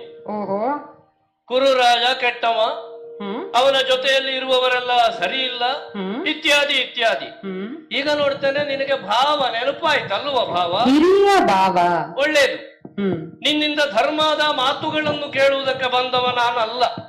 ನಮ್ಮಲ್ಲಿ ಏನು ಇದ್ದವರಿಗೆ ಕೊರತೆ ಅಂತ ಭಾವಿಸಿದೀಯ? ಪ್ರತಿನಿತ್ಯವೂ ನಮ್ಮಲ್ಲಿ ಆಗುವುದು ಪ್ರವಚನವೇ. ಕುರುರಾಯ ಕೇಳೆನ್ನ ಮಾತ, ಬರಿದೆ ಪಾಂಡವರೊಳು ಕಲಹವೇ ಖ್ಯಾತ. ಇದನ್ನೇ ಪೀಠಿಕೆಯಾಗಿ ಮಾತಾಡಿ ಮಾತಾಡಿ ಮಾತಾಡಿ ಎಲ್ಲಿಯವರೆಗೆ ಬಂದಿದೆ ಅಂತ ಹೇಳಿದ್ರೆ ಅವ್ರು ಹೇಳುವ ಕಾರಣಕ್ಕೆ ನಾನು ಅದನ್ನು ಕೇಳಬಾರದು ಅಂತ ತೀರ್ಮಾನ ಮಾಡಿದವ. ಹೀಗಿರುವಾಗ ಈ ರೀತಿಯಾಗಿ ಧರ್ಮ ಶ್ರವಣವನ್ನು ಕೇಳುತ್ತಾ ಮಾಡುತ್ತಾ ಮಾಡುತ್ತಾ ಬಂದಂತಹ ನನಗೆ ಹೊಸತಾಗಿ ನೀನು ಹೇಳಿದ್ದೇನು ಅಂತೂ ಅನ್ನಿಸ್ಲಿಲ್ಲ. ಸರಿ, ಭೂಮಿ ಯಾರಿಗೂ ಸ್ಥಿರ ಅಲ್ಲ, ಹೌದು ಹೌದು. ಆದ್ರೆ ಸ್ಥಿರ ಅಂತ ಹೆಸರಿರುವುದು ಯಾವುದಕ್ಕೆ? ಯಾವುದಕ್ಕೆ? ಭೂಮಿಗೆ. ಹೌದು ತಾನೆ? ಹಾಗಾದ್ರೆ ಸ್ಥಿರವಾದಂತಹ ಈ ಭೂಮಿಯಲ್ಲಿ ಆಧಿಪತ್ಯವನ್ನು ಮಾಡಿದವರು ಯಾರೂ ಇಲ್ಲ. ಹೌದಪ್ಪ, ನಾಳೆ ದಿವಸ ನಾವು ಇಲ್ಲ. ಇದನ್ನ ಯುಧಿಷ್ಠಿರನಿಗೆ ಹೇಳಲಿಕ್ಕೆ ಆಗುವುದಿಲ್ವಾ ನಿನಗೆ? ಭಾವ, ದೊಡ್ಡ ಭಾವಯ್ಯ, ಇದು ಭೂಮಿ ಯಾರಿಗೂ ಸ್ಥಿರ ಅಲ್ಲ, ಅದರಿಂದ ಕೌರವನಿಗೆ ಬಿಡಬಾರದು ಅಂತ ಕೇಳಬಾರ್ದು ನೀನು. ನೀ ಹಾಗೆ ಕೇಳುವುದಿಲ್ಲ. ಈಗ ನಿಮ್ಮದ್ದಾದಂತಹ ರಾಜ್ಯವನ್ನು ಕೇಳುವುದಕ್ಕೆ ಓರ್ವ ನಿಯೋಗಿಯೋರ್ವನನ್ನು ಕಳುಹಿಸಬೇಕು ಅಂತ ಹೇಳಿ ಕಳುಹಿಸುವುದಕ್ಕಾಗುತ್ತದೆ ನಿನಗೆ. ಅಂದ್ರೆ ನಾನು ಕೇಳುವಾಗ, ನಾನು ಪಡೆಯುವಾಗ ನನಗೆ ರಾಜ್ಯದಾಹ, ಪಾಂಡವರದ್ದಾಗುವಾಗ ಅದು ಅವರದ್ದು ಹಕ್ಕು ಅಂತ. ಇದು ಎಂತದು ಭಾವ? ಇದು ನ್ಯಾಯ? ಇದನ್ನೆಲ್ಲ ಕೇಳಿ ಹೇಳಿ ಮಾಡುವುದಕ್ಕೆ ನನ್ನಲ್ಲಿ ವ್ಯವಧಾನ ಇಲ್ಲ. ಇನ್ನು ಸಗರನೋ ನಹುಷನೋ ಯಯಾತಿಯೋ ಇತಿಹಾಸದ ಪುಟದಲ್ಲಿಯೇ ಸೇರಿದ್ದಾರೆ, ಹೌದಲ್ಲ? ನಾಳೆ ದಿವಸ ನನ್ನ ಮಕ್ಕಳೋ ಮೊಮ್ಮಕ್ಕಳೋ ಇದೇ ಇತಿಹಾಸವನ್ನಲ್ಲವೇ ಓದುವುದು? ಅವರು ಓದುವ ಇತಿಹಾಸದ ಪುಟದಲ್ಲಿ ನನ್ನ ಹೆಸರೇ ಇಲ್ಲದೆ ಹೋದರೆ ನಿಮಗೀಗ ಇತಿಹಾಸ ಪುಟ ಸೇರುವ ಆಸೆಯ? ನಾಳೆ ದಿವಸಕ್ಕೆ ಹಾಗೆ ಆಗುವುದಲ್ವ ಭಾವ? ಈಗ ಪಾಂಡವರಾದರೂ ತಮ್ಮ ಬದುಕಿಗಾಗಿ ಹೋರಾಟವನ್ನೇ ಮಾಡುತ್ತಾರೆ ಅಂತ ಹೇಳುವಾಗ ಕೌರವನಿಗೆ ಬೇಡ ಅಂತಲೋ? ಸರಿ, ಈಗ ಆಲೋಚನೆ ಮಾಡು. ಆಕ್ಷೇಪ ಇಲ್ಲಲ್ಲ? ಇಲ್ಲ. ಅಂದ್ರೆ ನಾನು ಇಷ್ಟು ನಿರ್ಭಿಡೆಯಿಂದ ಮಾತಾಡ್ತೇನೆ ಅಂತ ಹೇಳಿ ನಿನ್ನ ಆಕ್ಷೇಪ ಇಲ್ಲಲ್ಲ? ಯಾಕಂದ್ರೆ ನಿನ್ನ ಮನೆಯ ಅಂಗಳ ಒಂದೇ ಮನೆಯ ಅಂಗಳ, ಕೇವಲ 101 ಮಂದಿ ಆಡುತ್ತಾ ಬೆಳೆಯುತ್ತಾ ಇದ್ದವರು. ಅಲ್ಲಿಯವರೆಗೆ ನಮ್ಮ ಕಲ್ಪನೆ ಹೇಗಿತ್ತು ಗೊತ್ತೋ? ಹೇಗೆ? ಈ ಅಂಗಳ ನಮಗೆ ಮಾತ್ರ ಆಡುವುದಕ್ಕಿರುವುದು ಅಂತ. ಬಂದ್ರು ಬಿಳಿಗಡ್ಡದವರು, ಮಕ್ಕಳೇ ನೀವು 101 ಮಂದಿಯ ಜೊತೆಗೆ ಈ 5 ಮಂದಿಗಳೂ ಆಡ್ತಾರೆ ಅಂತ ಹೇಳಿದ್ರು. ಒಪ್ಪಿದೆವು ನಾವು. ಆದ್ರೆ ಏನಾಯ್ತು ಗೊತ್ತೋ? ನಿನಗೊಂದು ಒಂಟೆಯ ಕಥೆ ಹೇಳು. ಮರಳುಗಾಡಿನಲ್ಲಿ ಓರ್ವ ವ್ಯಾಪಾರಿ ಒಂಟೆಯನ್ನು ಕೊಂಡು ಸಾಗುತ್ತಾ ಇದ್ದ. ತನ್ನ ಸರಕುಗಳನ್ನೆಲ್ಲ ಒಂಟೆಯ ಮೇಲೆ ಹೇರಿದ್ದ. ಹೋಗುತ್ತಾ ಹೋಗುತ್ತಾ ಕತ್ತಲಾಯಿತು. ಅವನ ಅದೃಷ್ಟ, ಮರಳುಗಾಡಿನಲ್ಲಿ ಚಳಿ ಆವರಿಸಿತ್ತು. ಡೇರೆಯನ್ನು ಬಿಚ್ಚಿದ, ಬಿಡಾರವನ್ನು ಹೂಡಿದ, ಸರಿ, ಒಳಗೆ ಮಲಗಿದ.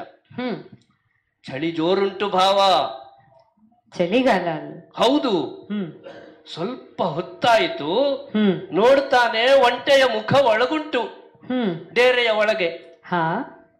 ಇವ ಪಾಪ ನನ್ನ ಒಂಟೆ ಅಲ್ವಾ, ಮುಖ ಮಾತ್ರ ಒಳಗಿಟ್ಟದ್ದು ಅಂತ ಸುಮ್ಮನೆ ಕುಳಿತ, ಮಲಗಿದ.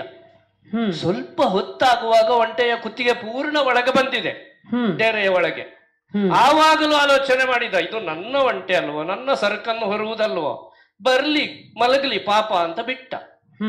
ಮಧ್ಯರಾತ್ರಿ ಆಗುವಾಗ ಭಾವ, ಒಂಟೆ ಒಳಗೆ ಇವ ಹೊರಗೆ. ನನ್ನ ಕಥೆ ಅದೇ ಅಂತ ಹೇಳುವುದು. ಪಾಂಡವರಿಗೆ ನಾನೀಗ ರಾಜ್ಯವನ್ನು ಕೊಟ್ಟೆ ಅಂತಾದ್ರೆ, ಅಥವಾ ಅವರನ್ನು ಸೇರಿಸಿಕೊಂಡೆ ಅಂತಾದ್ರೆ, ಹಸ್ತಿನೆಯಲ್ಲಿ ನಾಳೆ ಯಾರು ಕೇಳಿದ್ರೆ ಕೌರವನ ವಿಳಾಸವೇ ಇಲ್ಲ, ಪಾಂಡವರೇ ಅಂತ ಆಗಿ ಹೋಗುತ್ತಾರೆ. ಅದಕ್ಕೆಲ್ಲ ಈ ಕೌರವ ಅವಕಾಶ ಮಾಡಿಕೊಡುವವಲ್ಲ. ಭಾವ, ಇದಿದ್ರೆ ಬೇರೆ ಏನಾದ್ರೂ ಇದ್ರೆ ಹೇಳು. ಅದಲ್ಲ ಅಂತಾದ್ರೆ ದೊಡ್ಡ ಉಪಕಾರ ಮಾಡುವುದು ನೀನು. ಹೌದು, ಈಗ ನಾನು ಬೇಡುವುದಕ್ಕೆ ಬಂದವನು ಅಂತಲೇ ತಿಳಿದುಕೋ, ತೊಂದರೆ ಇಲ್ಲ. ಯಾವುದನ್ನು ಬೇಡುವುದಕ್ಕೆ ಬಂದಿದ್ದೇನೆ? ನಿನ್ನ ಸಹಾಯವನ್ನು ಬೇಡುವುದಕ್ಕೆ ಬಂದಿದ್ದೇನೆ. ನಾನಂತೂ ಈ ಯುದ್ಧ ಅಂತ ಹೇಳುವ ನಿರ್ಣಯದಿಂದ ಯಾವ ಕ್ಷಣಕ್ಕೂ ವಿಚಲಿತನಾಗುವುದಿಲ್ಲ. ಈ ಯುದ್ಧಕ್ಕೆ ನಿನ್ನದ್ದು ಸಹಾಯ ಬೇಕು ಭಾವ. ಓ, ನೀನೀಗ ಒಂಟೆಯ ಕತೆ ಹೇಳಿದ್ದಲ್ವ, ವಿಷಯವನ್ನ ನಿನಗೆ ಬೇಕಾದ ಹಾಗೆ ಸಮನ್ವಯ ಮಾಡುವುದರಲ್ಲಿ ನೀನು ನಿಷ್ಣಾತ ಎನ್ನುವುದು ಗೊತ್ತಿರುವ ವಿಷಯ. ಅದು ಒದಗಿತು ಭಾವ, ನಿನ್ನನ್ನು ನೋಡುವಾಗ ನನಗೆ ಕೆಲವೊಂದಷ್ಟು ಒದಗುತ್ತದೆ. ನಿನ್ನನ್ನ ಮಾತಿನಲ್ಲಿ ಒಪ್ಪಿಸುವುದು ಕಷ್ಟ, ಮತ್ತೆ ಅದು ಅಸಾಧ್ಯ ಎನ್ನುವುದು ನನಗೆ ತಿಳಿದು ಹೋಗಿದೆ. ಈಗ ನೀನು ಬಯಸಿದ್ದು ನನ್ನ ಸಹಾಯ. ಹೌದು, ಯುದ್ಧಕ್ಕಾಗಿ. ಅದು ಪಾಂಡವರೊಡನೆ ನಾವು ಮಾಡುವಂತಹ ಈ ಧುರದಲ್ಲಿ ನಮ್ಮ ಪಕ್ಷಕ್ಕೆ ನೀ ಬರಬೇಕು. ಸರಿ, ಆಯ್ತು. ಇಲ್ಲಿ ಅರ್ಜುನನೂ ಬಂದಿದ್ದಾನೆ. ಹೌದಲ್ಲ ಪಾಪ, ಎಷ್ಟು ಹೊತ್ತಾಯ್ತು ಅವ ನಿಂತು. ಹೌದು, ನಾನು ಇಲ್ಲಿಯವರೆಗೂ ಅವನನ್ನು ಮಾತನಾಡಿಸಲಿಲ್ಲ. ಒಳ್ಳೇದು. ಈಗ ಅವ ನಿಂತಿದ್ದಾನೆ, ದಣಿದಿದ್ದಾನೆ ಅಂತ ಹೇಳುವ ಕಾರಣಕ್ಕೆ ನಾನು ಆಸನ ಬಿಡುವುದಿಲ್ಲ. ನಾನು ಹಾಗೆ ಹೇಳಲಿಲ್ಲಪ್ಪ. ಸರಿ, ಅವನನ್ನು ನೀನು ಅನುಮತಿ ಕೊಟ್ರೆ ಅವನನ್ನು ಒಂದು ಸ್ವಲ್ಪ ಮಾತನಾಡಿಸೋಣ. ಅವನು ಏನ ಬಂದಿದ್ದಾನೆ ಕೇಳಲ್ಲ? ಧಾರಾಳ ಕೇಳು, ಅದ್ರ ಸಹಾಯ ನಮ್ಮ ಕಡೆಗೆ ಮಾಡು. ಸರಿ. ಅರ್ಜುನ. ಕೃಷ್ಣ. ಬಲವಾಗೆನುವರೆ ಬಂದಿಯವೆನಲ ಜಲಜಾಕ್ಷನು ನಗುತ್ತಾ,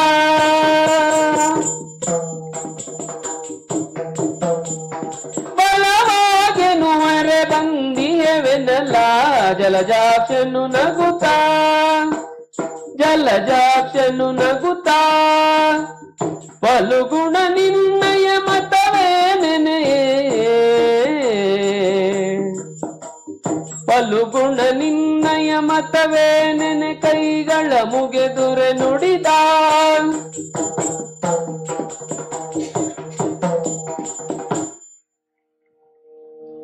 ಪಾರ್ಥ. ಕೃಷ್ಣ. ದುರ್ಯೋಧನನಾಡಿರುವ ಮಾತುಗಳನ್ನು ಕೇಳಿದ್ದಿ? ಕೇಳಿದೆ ಕೃಷ್ಣ. ಇದಕ್ಕೆ ನಿನ್ನ ಮತವೇನು ಅರ್ಜುನ? ನಮ್ಮ ಅಭಿಮತವನ್ನು ಕೇಳುತ್ತಿರುವುದು ತುಂಬಾ ಸೊಗಸಾಗಿದೆ. ನಮ್ಮ ಮತ ಏನು ಅಂತ ಸ್ಪಷ್ಟವಾಗಿ ಗೊತ್ತಿರುವ ನೀನು ನಮ್ಮ ಮತವನ್ನು ಕೇಳುತ್ತಿ ಎಂದಾದರೆ ನಾನು ಇನ್ನೇನು ಹೇಳಲಿ ಕೃಷ್ಣ. ಹುಟ್ಟಿನ ಆರಾಧ್ಯ ಇಲ್ಲಿಯವರೆಗೂ ನಮಗೆ ನಮ್ಮದೇ ಆದ ಅಸ್ತಿತ್ವವನ್ನು ಕಲ್ಪಿಸಿಕೊಡುವಲ್ಲಿ ನಿನ್ನ ಪಾತ್ರ ಮಹತ್ವದ್ದು ಕೃಷ್ಣ.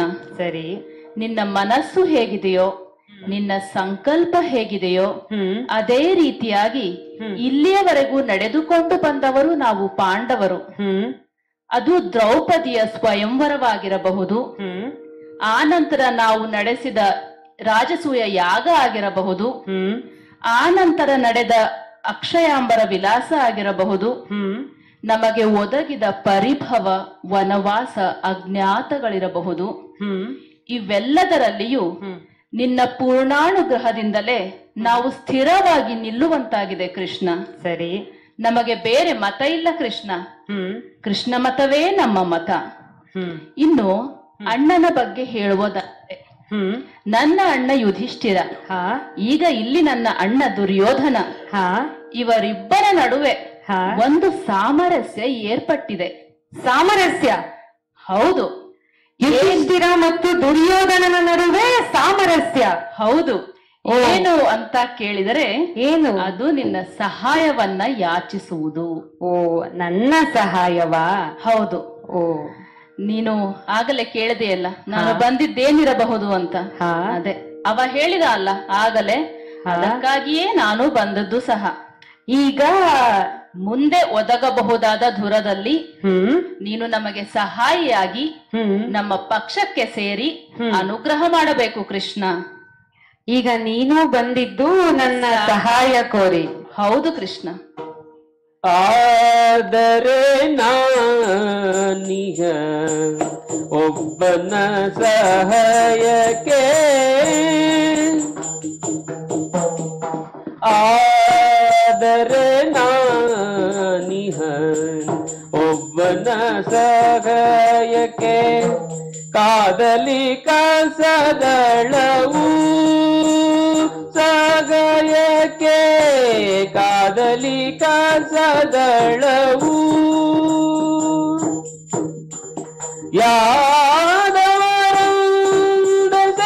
ಯಾದವರಂದಸೆಯಿದರಳು, ಯಾದವರಂದಸೆಯಿದರಳು ಮನಕೋ ಪಾದುದು ಬೇಡದಲು, ಮನಕೊಪ್ಪಾದುದ ಬೇಡೆನಲು.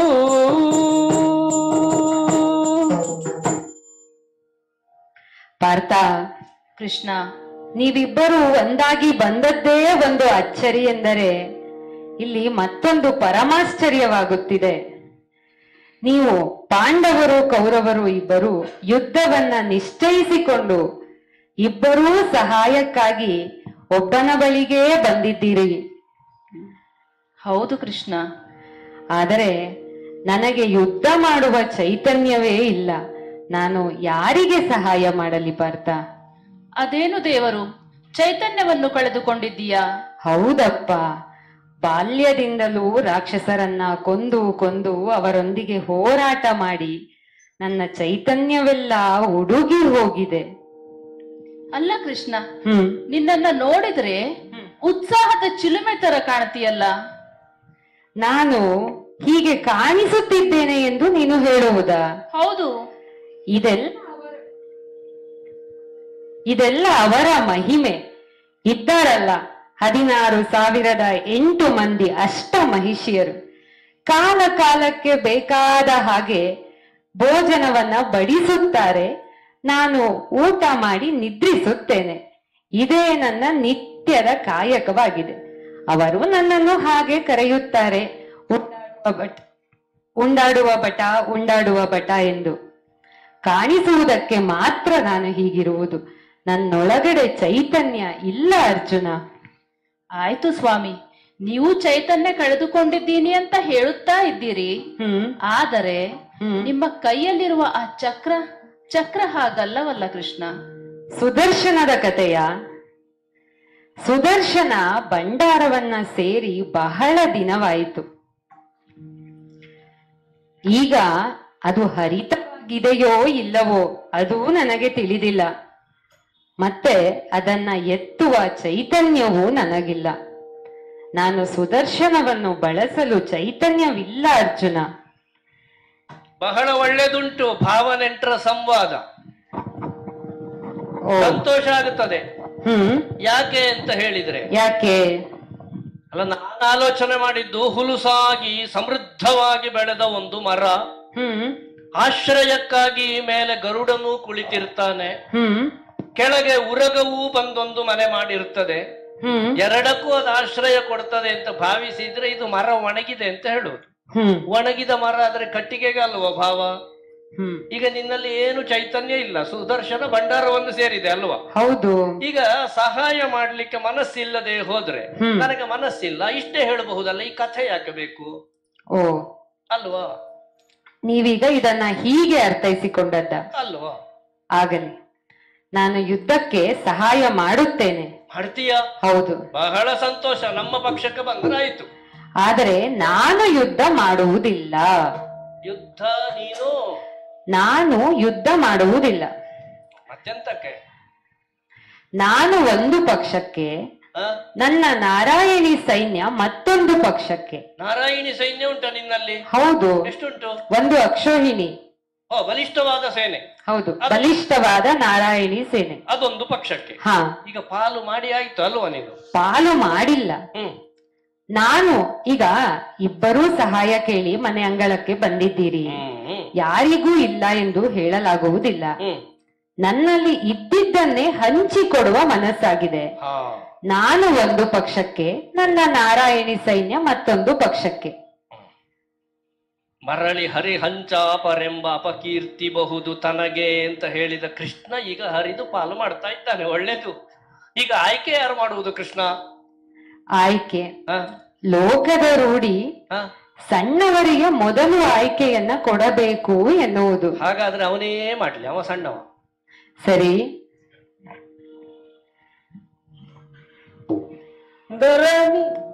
ಧರಣಿತನಾದಿಗಳ ತ್ರಜಗಾದುವು,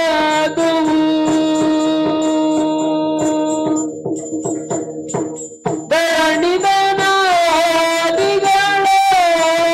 ತ್ರಜಗಾದುವು, ತಿರಿದುಂಬೇವು ನಾವು, ತಿರಿದುಂಬೇವು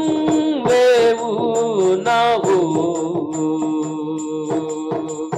ವಾರಾಯದು ಸೈನಿಕ ಶರಣಿಯ ನಿಂತು, ವಾರಾಯದು ಸೈನಿಕ ಶರಣಿಯ ನಿಂತು, ಆದರಿಸುವುದೈ ತಿಳುಗು, ಆದರಿಸುವುದೈ ತಿಳುಗು.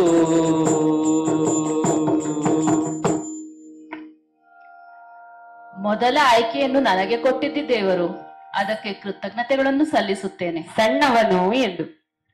ಆದರೆ ನಮ್ಮ ಪರಿಸ್ಥಿತಿ ನಿಮಗೆ ಗೊತ್ತುಂಟಲ್ಲ ಕೃಷ್ಣ. ಏನು? ನಾವು ನಿರ್ಗತಿಕರು. ನಾವು ತಿನ್ನುವುದೇ ಬೇರೆಯವರು ಕೊಟ್ಟ ಭಿಕ್ಷೆಯನ್ನು. ಸದ್ಯಕ್ಕೆ ನಮ್ಮ ಬೀಗರಾದ ವಿರಾಟ ಅವರು ಕೊಟ್ಟಂತಹ ಉಪಪ್ಲಾವ್ಯದಲ್ಲಿ ಬಿಡಾರವನ್ನ ಹೂಡಿದ್ದೇವೆ. ಸರಿ. ಇನ್ನು ನಮ್ಮ ಪಕ್ಷಕ್ಕೆ ಸಮೃದ್ಧವಾದ ನಿನ್ನ ನಾರಾಯಣಿ ಸೇನೆ ಬಂತು ಅಂತ ಆದರೆ ಅದರ ಹೊಟ್ಟೆ ತುಂಬಿಸಬೇಕಲ್ಲ ಕೃಷ್ಣ. ಅದಕ್ಕೆ ನಿನ್ನ ನಾರಾಯಣಿ ಸೇನೆಯನ್ನ ಸಾಕುವುದು ಸಲಹುವುದು ನಮಗೆ ಕಷ್ಟವಾದೀತು. ನಮ್ಮ ಪಕ್ಷಕ್ಕೆ ನೀನೇ ಬೇಕು ಕೃಷ್ಣ. ಅಂದ್ರೆ ಕೃಷ್ಣನಿಗೆ ಊಟ ಹಾಕುವುದು ಬೇಡ ಎಂದ? ಹಾಗಲ್ಲ ಕೃಷ್ಣ. ಮತ್ತೆ ಈಗ ಹೇಳಿದ್ದ ಹಾಗೆ ಅಲ್ಲ. ಹಾಗಲ್ಲ ಕೃಷ್ಣ, ನಿನಗೆ ಒಂದು ಅಗಳು ಅನ್ನ ಸಾಕಲ್ಲವೇ? ಓ, ಇದಕ್ಕೆ ಮಾತಿಲ್ಲ. ಹೌದು ಕೃಷ್ಣ, ಹಾಗಾಗಿ ನಮ್ಮ ಪಕ್ಷಕ್ಕೆ ನೀನೇ ಬರಬೇಕು ಎನ್ನುವುದು ನಮ್ಮ ಆಶಯ. ಬಡವರು ಹರಿಯೇ ನೀ ಪಾಂಡವರ ಪಕ್ಷವೇ, ಹರಿಯೇ ನೀ ಪಾಂಡವರ ಪಕ್ಷವೇ ಹೊರತು ನಮ್ಮೊಳಗಾಗವೆಯ ಹೊಕ್ಕಿರಿಯಲಾಗದ ನಡುವೆ ನೀನೆಂದು ಬೀಳ್ಕೊಂಡು.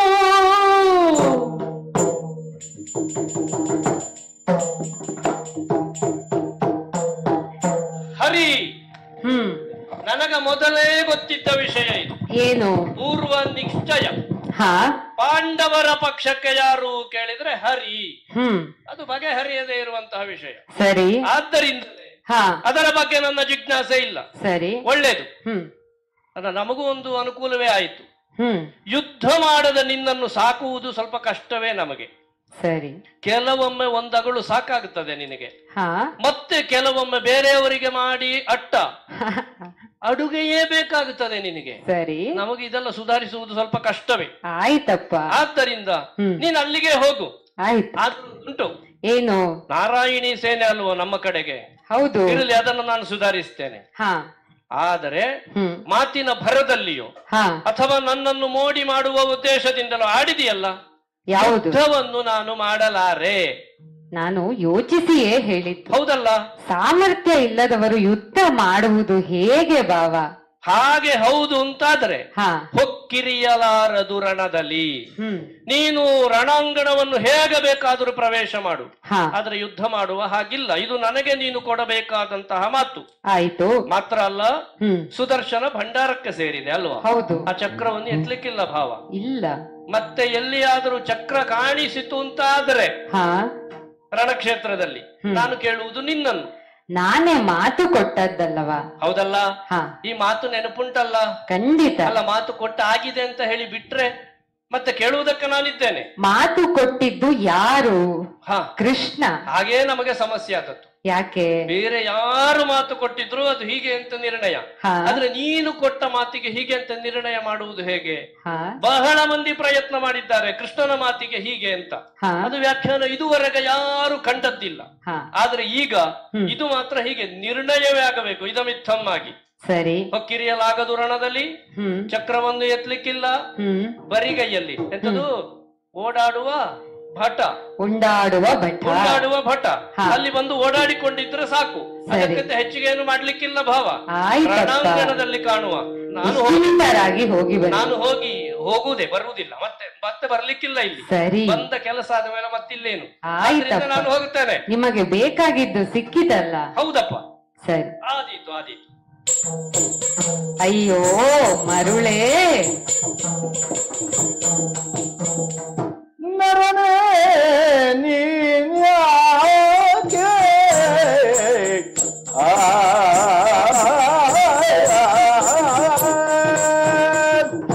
ನರನೇ ನೀನ್ಯಾಕೆ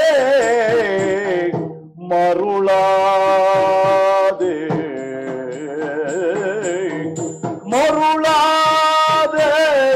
ಸುರಗೆಯ ಬಿಸುಟು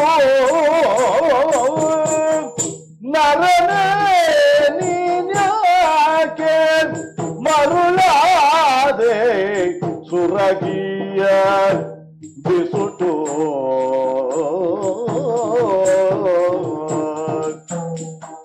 ಒರೆಯ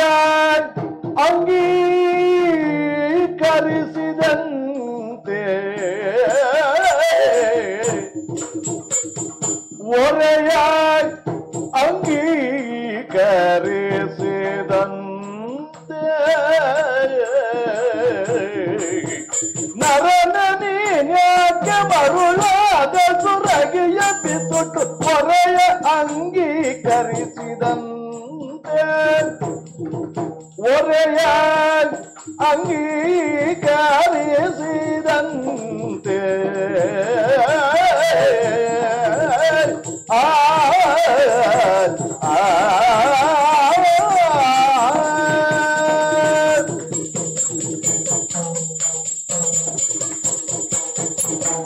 ಒರೆಯ ಅಂಗೀಕರಿಸಿದಂತೆ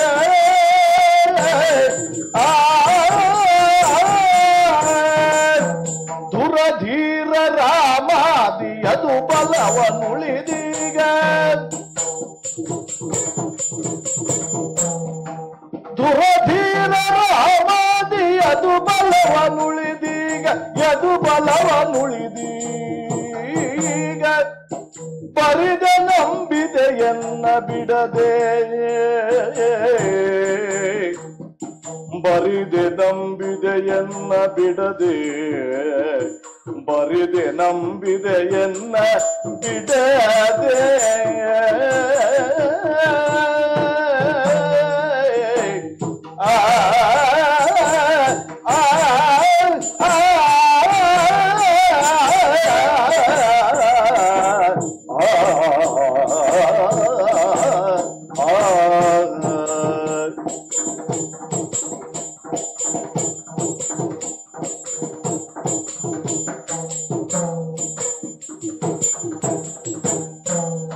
ದುರಧೀರರ ಅವಾದಿಯದು ಬಲವನುಳಿದೀಗ ಬರಿದೆ ನಂಬಿದೆಯನ್ನ ಬಿಡದೆ ಬರಿದೆ ನಂಬಿದೆಯನ್ನ ಬಿಡದೆ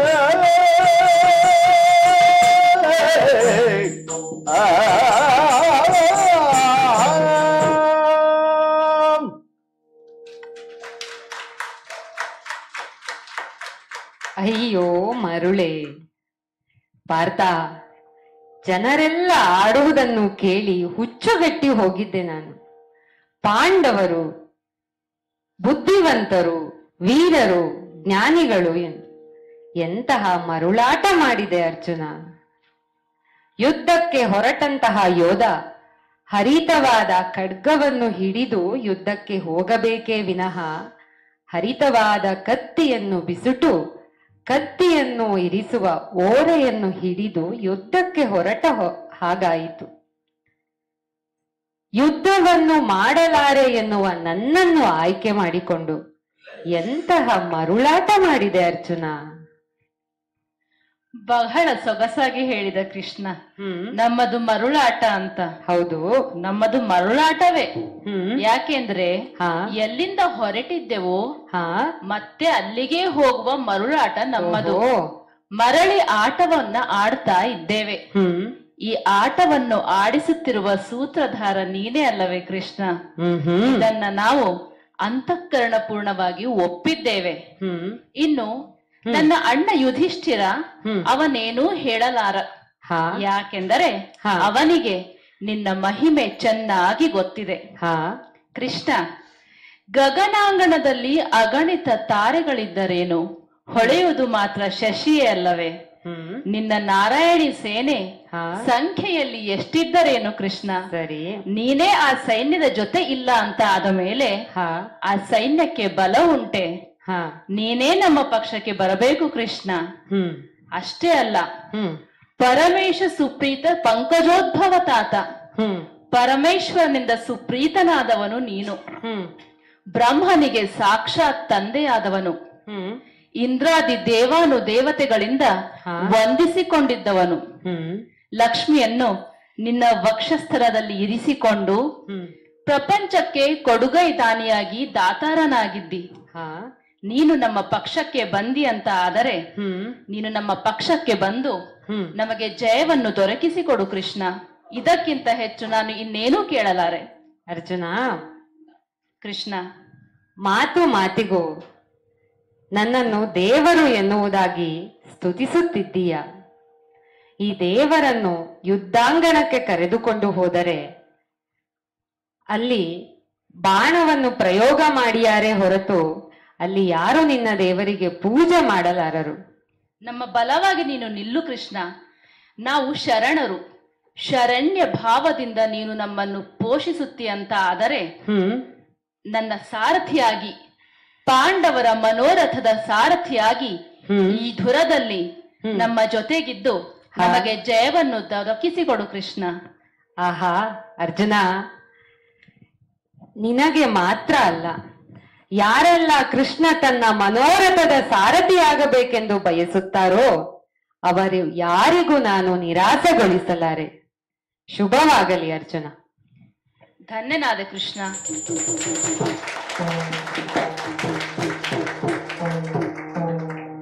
ಭರದಿಗಲಧರ ನಡೆಗೆ ಕೌರವ ಮರಳಿ ಬರಲ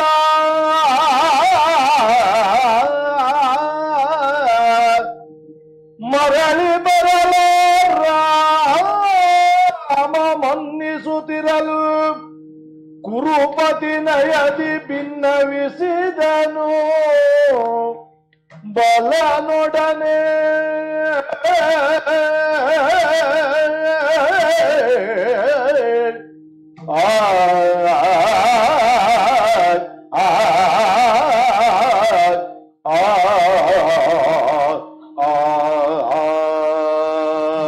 ಕೃಷ್ಣ ಭವನದಿಂದ ಹೊರಟು ರಾಮಭವನದತ್ತ ಧಾಪುಕಾಲನ್ನು ಇಟ್ಟು ಬಂದವನು ನಾನು. ನೋಡಿದಿರ, ಸೊಗಸಾಗಿ ಮಂಡಿಸಿದ್ದಾರೆ ನಮ್ಮ ಗುರುಗಳು ಅಲ್ಲವೇ? ಬಲಭದ್ರ ದೇವರು.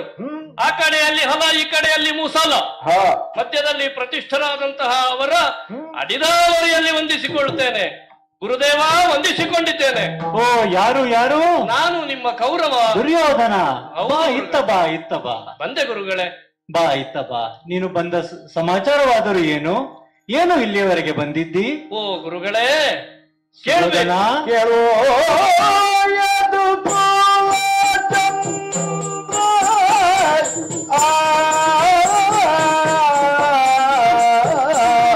ಕೇಳು ಯದು ಕುಲ ಚಂದ್ರ ನಿನ್ನೊಡನೆ ನಾ ಬಂದ, ನಿನ್ನೊಡನೆ ನಾ ಬಂದ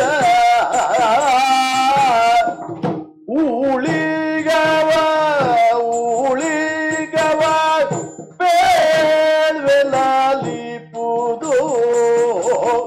ಊಳಿಗವ ಬೇಳ್ವೆಲಾಲಿಪುದು. ಕೇಳು ಯದು ಕುಲ ಚಂದ್ರ ನಿನ್ನೊಡನೆ ನಾ ಬಂದ, ಊಳಿಗವ ಬೇಳ್ವೆಲಾಲಿಪುದು, ಊಳಿಗವ ಬೇಳ್ವೆಲಾಲಿಪುದು.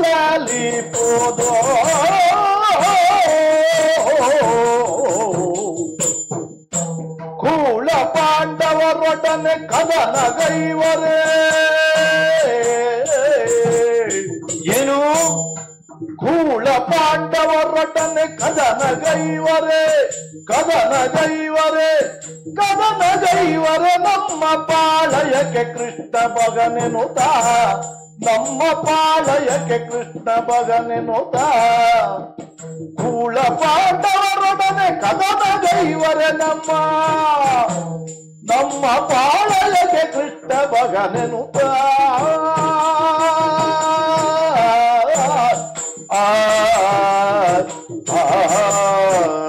ಗುರುದೇವ, ಸುಯೋಧನ, ನಿಮ್ಮ ದರ್ಶನಕ್ಕೆ ಬರುವಾಗ ಏನನ್ನಾದ್ರೂ ಹಿಡಿದುಕೊಂಡು ಬರಬೇಕು ಅಂತಿತ್ತು.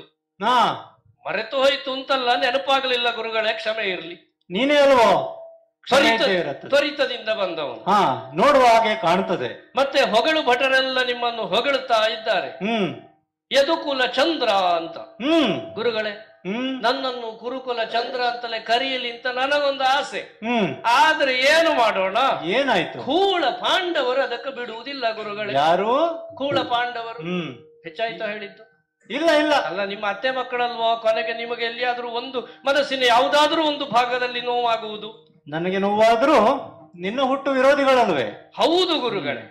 ಅಂತಹ ಕೂಳ ಪಾಂಡವರು ಎಲ್ಲಿಯವರೆಗೆ ಬಂದಿದ್ದಾರೆ ಕೇಳಿದ್ರೆ, ಈಗ ಹೇಗೂ ನಮ್ಮ ಮನೆ ಅಂಗಳದಲ್ಲಿಯೇ ಇದ್ದವರು ಮರಳಿ ನಮ್ಮ ಮನೆ ಅಂಗಳಕ್ಕೆ ಹತ್ತುವ ಪ್ರಯತ್ನವನ್ನು ಮಾಡ್ತಾ ಇದ್ದಾರೆ. ಆದ್ದರಿಂದಲೇ ಅವರ ಜೊತೆ ಕದನವನ್ನು ಮಾಡುವುದು ಅಂತಲೇ ನಾನು ತೀರ್ಮಾನ ಮಾಡಿದವ. ತೀರ್ಮಾನಿಸಿ ಬಿಟ್ಟಿಯ ಗುರುಗಳೇ? ನಿಮ್ಮಲ್ಲಿ ಹೇಳುವುದಕ್ಕೇನು ನನಗೆ ದಯೆಯೋ ದಾಕ್ಷಿಣ್ಯವೋ? ಆಗುವುದಿಲ್ಲ ಅಂತ ಕಂಡ್ರೆ ನಾವು ಹಾಗೆಯೇ ನಾನು ಆಗುವುದಿಲ್ಲ ಅಂದ್ರೆ ಆಗುವುದೇ. ನನ್ನ ಶಿಷ್ಯನೇ ಅಲ್ವೇ ನೀನು? ಅಲ್ವೇ? ಹಾಗಾಗಿ ನನಗೆ ಕೆಲವು ವಿಷಯಗಳಿಗೆ ನೀವು ಆದರ್ಶ. ಆ ಆದರ್ಶವನ್ನು ಪರಿಪಾಲನೆ ಮಾಡುತ್ತಾ ಮಾಡುತ್ತಾ ಪಾಂಡವರನ್ನು ಇನ್ನಿಲ್ಲವಾಗಿಸಬೇಕು ಎನ್ನುವಂತಹ ದೃಢ ಸಂಕಲ್ಪದಿಂದ ಹೊರಟೆ. ಒಂದಷ್ಟು ಪ್ರಯತ್ನದಲ್ಲಿ ವಿಫಲನು ನಾನಾದೆ. ವಿಫಲನೂ ಅದೆಯೋ? ಹೌದಪ್ಪ, ಒಪ್ಪಿಕೊಳ್ಳುವುದರಲ್ಲಿ ದಾಕ್ಷಿಣ್ಯ ಏನು ನನಗೆ. ಸುಯೋಧನನು ವಿಫಲನಾಗುತ್ತಾನೆ. ಆದ್ರೆ ಕಾರಣ ಏನು ಅಂತ ಹೇಳಿದ್ರೆ, ನಿಮ್ಮ ತಮ್ಮ, ನನ್ನ ತಮ್ಮ ಒಂದಲ್ಲ ಒಂದು ರೀತಿಯಲ್ಲಿ ಪಾಂಡವರನ್ನು ಅವನು ಕಾಪಾಡುತ್ತಾ ಬರ್ತಾ ಇದ್ದಾನೆ. ಅವನ ಬಗ್ಗೆ ದೂರುವುದು ನೀನೊಬ್ಬನೇ ಅಲ್ಲ, ಎಲ್ಲರೂ ಅವನ ಬಗ್ಗೆ ದೂರ್ತಾರೆ. ಹಾಗಾದ್ರೆ ಏನು ಮಾಡಿದ? ಒಳ್ಳೇದು. ಈಗ ಕೌರವ ಒಬ್ಬ ಕೆಟ್ಟವ ಅಂತ ಹೇಳುವವರಿಗೆಲ್ಲ ಇದೊಂದು ಉತ್ತರ ಸಾಕು ಗುರುಗಳೇ. ನಾವು ಒಬ್ಬರೇ ಇರುವುದಲ್ಲ, ನನ್ನ ಜೊತೆಯಲ್ಲಿ ಎಷ್ಟು ಮಂದಿ ಇದ್ದಾರೆ ನೋಡಿ. ಹೌದೇ ಹೌದು.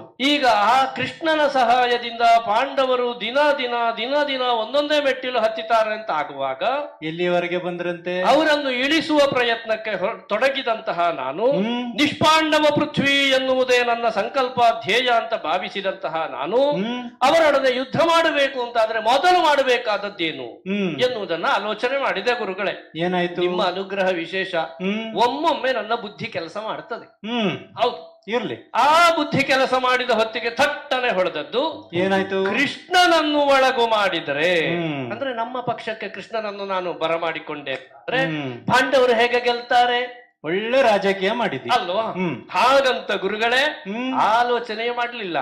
ಥಟ್ಟನೆ ಬಂದದ್ದು ನಿಮ್ಮ ತಮ್ಮನ ಮನೆಗೆ. ಮೊದಲು ಅಲ್ಲಿ ಹೋದಿಯೋ ಆಮೇಲೆ ಇಲ್ಲಿ ಬಂದವ? ಅಲ್ಲ, ಮೊದಲು ಅಲ್ಲಿ ಹೋದಿ ಅಂತ ಹೇಳಲ್ಲ, ಆಕ್ಷೇಪ ಉಂಟ ಗುರುಗಳೇ. ಅಲ್ಲ, ಹೋಗಿ ಆಯ್ತಲ್ಲ. ಹಾಗೆ ಅಲ್ಲ, ಹೋಗಿ ಬಹುದತ್ತ ಹೋಗಿ ಸಹಾಯಕ್ಕೆ ಅಂತ ಅವನಲ್ಲಿ ಕೇಳಿದೆ. ಸಹಾಯವನ್ನು ಕೇಳಿದ್ಯೋ? ಆದ್ರೆ ಏನು ಮಾಡುವುದು ಗುರುಗಳೇ? ಏನಾಯ್ತು? ಎಲ್ಲಿ ಹೋದ್ರು ನಮಗೊಂದು ಬೆನ್ನು ಬಿಡುವುದಿಲ್ಲ ನೋಡಿ. ಯಾರದು? ಅದೀಗ ಪಾಂಡವರು. ಅವರಲ್ಲಿ ಅಂತದ್ದು ಮಧ್ಯಮ ಪಾಂಡವಿ ಅಂತೆ. ಪಾರ್ಥ ನನಗಿಂತ ಮೊದಲೇ ಬಂದು ಒಕ್ಕರಿಸಿಕೊಂಡಿದ್ದಾನೆ. ಅವನು ಬಂದದ್ದು ಅದಕ್ಕೆ ಅಂತೆ ಗುರುಗಳೇ. ಯಾವುದಕ್ಕೆ? ಸಹಾಯವನ್ನು ಕೇಳುವುದಕ್ಕೆ. ಈಗ ಆಲೋಚನೆ ಮಾಡಿ, ನನಗೊಂದು ಗಟ್ಟಿ ಆಧಾರ ಸಿಕ್ಕಿತು. ಕೇವಲ ಧುರವನ್ನು ಬಯಸುವವನು ಕೌರವ ಮಾತ್ರ ಅಲ್ಲ, ನನಗಿಂತ ಮೊದಲು ಪಾಂಡವರು. ಯಾಕೆಂತ ಹೇಳಿದ್ರೆ, ಅಲ್ಲ ನಿಮಗೆ ಕಥೆ ಕೇಳಲಿಕ್ಕೆ ಪುರುಸೊತ್ತುಂಟಲ್ವ? ಅಲ್ಲ, ನೀನು ಅದನ್ನೇ ಹೇಳಲಿಕ್ಕೆ ಬಂದವನ. ಮೊನ್ನೆ ಬಂದ ಗುಪ್ತಚರರು ಹೇಳಿದ್ದಾರೆ ಗುರುಗಳೇ, ಅರ್ಜುನ ಏನೋ ಸಂಗ್ರಹ ಮಾಡಿದ್ದಾನಂತೆ ಸಾಕಷ್ಟು. ಯಾವುದೆಲ್ಲ ಮುಂದೆ ಬೇಕಾಗುತ್ತದೆ ಮಹಾ ಕಾಳಗಕ್ಕೆ ಅಂತ ಹೇಳಿ ದಿವ್ಯಾಸ್ತ್ರಗಳನ್ನೆಲ್ಲ ಸಂಪಾದನೆ ಮಾಡಿದ್ದಾನಂತೆ. ನಿಮ್ಮವರು ಮಾಡಿದ್ದಾರಂತೆ? ನಮ್ಮವರು ಮಾಡಿದ್ದು ಪ್ರಪಂಚಕ್ಕೆ ಗೊತ್ತಾಗಿದೆ ಗುರುಗಳೇ. ನನಗೆ ಗೊತ್ತಾಗಿದೆ. ಅದು ಬಿಡಿ, ದೊಡ್ಡದಲ್ಲ. ಆದರೆ ಇಂತಹ ಪಾಂಡವರು ನನಗಿಂತ ಮೊದಲೇ ಕೃಷ್ಣನ ಬಳಿ ಸಹಾಯಕ್ಕೆ ಹೋಗುತ್ತಾರೆ ಅಂತ ಹೇಳಿದ್ರೆ, ಈಗ ನನಗೊಂದು ಆಧಾರ ಒಳ್ಳೇದಾಯ್ತೋ ಇಲ್ವೋ? ನನಗಿಂತ ಮೊದಲು ಯುದ್ಧ ಘೋಷಣೆ ಮಾಡಿದವರು ಅವರು ಅಂತ. ಆಗಲಿ, ಹಾಳಾಗಿ ಹೋಗಲಿಕ್ಕೆ ಅವ ಹೋಗಿದ್ದು ಅದಕ್ಕೆ.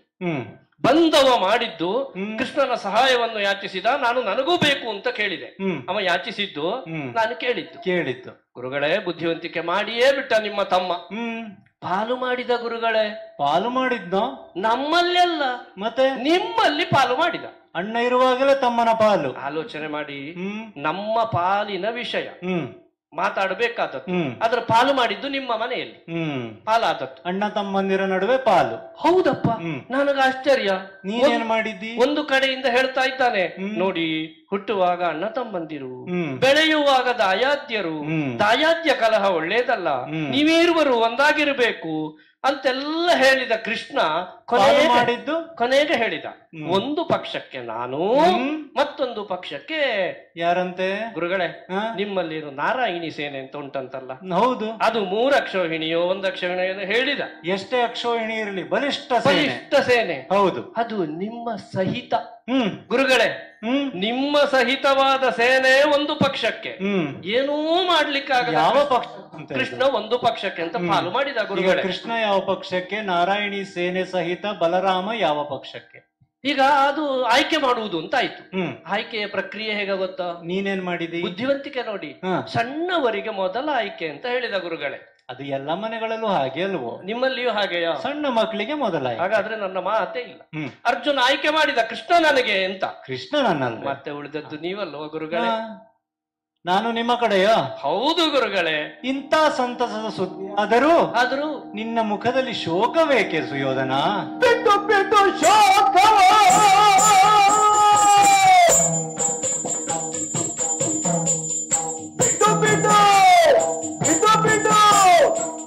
ಬಿಟ್ಟು ಶೋಕವ ನುಡಿಯನು ಲಾಲಿಸು ಕೊಡವಿಪ್ಪ ಕೌರವನೇ, ಲಾಲಿಸು ಕೊಡವಿಪ್ಪ ಕೌರವನೇ. ಹುಡುಗನು ಪಾಂಡವರೊಡಗೂಡಲು, ಹುಡುಗನು ಪಾಂಡವರೊಡಗೂಡಲು ಬಿಡನಿಂದಯ ಪಡೆಯ.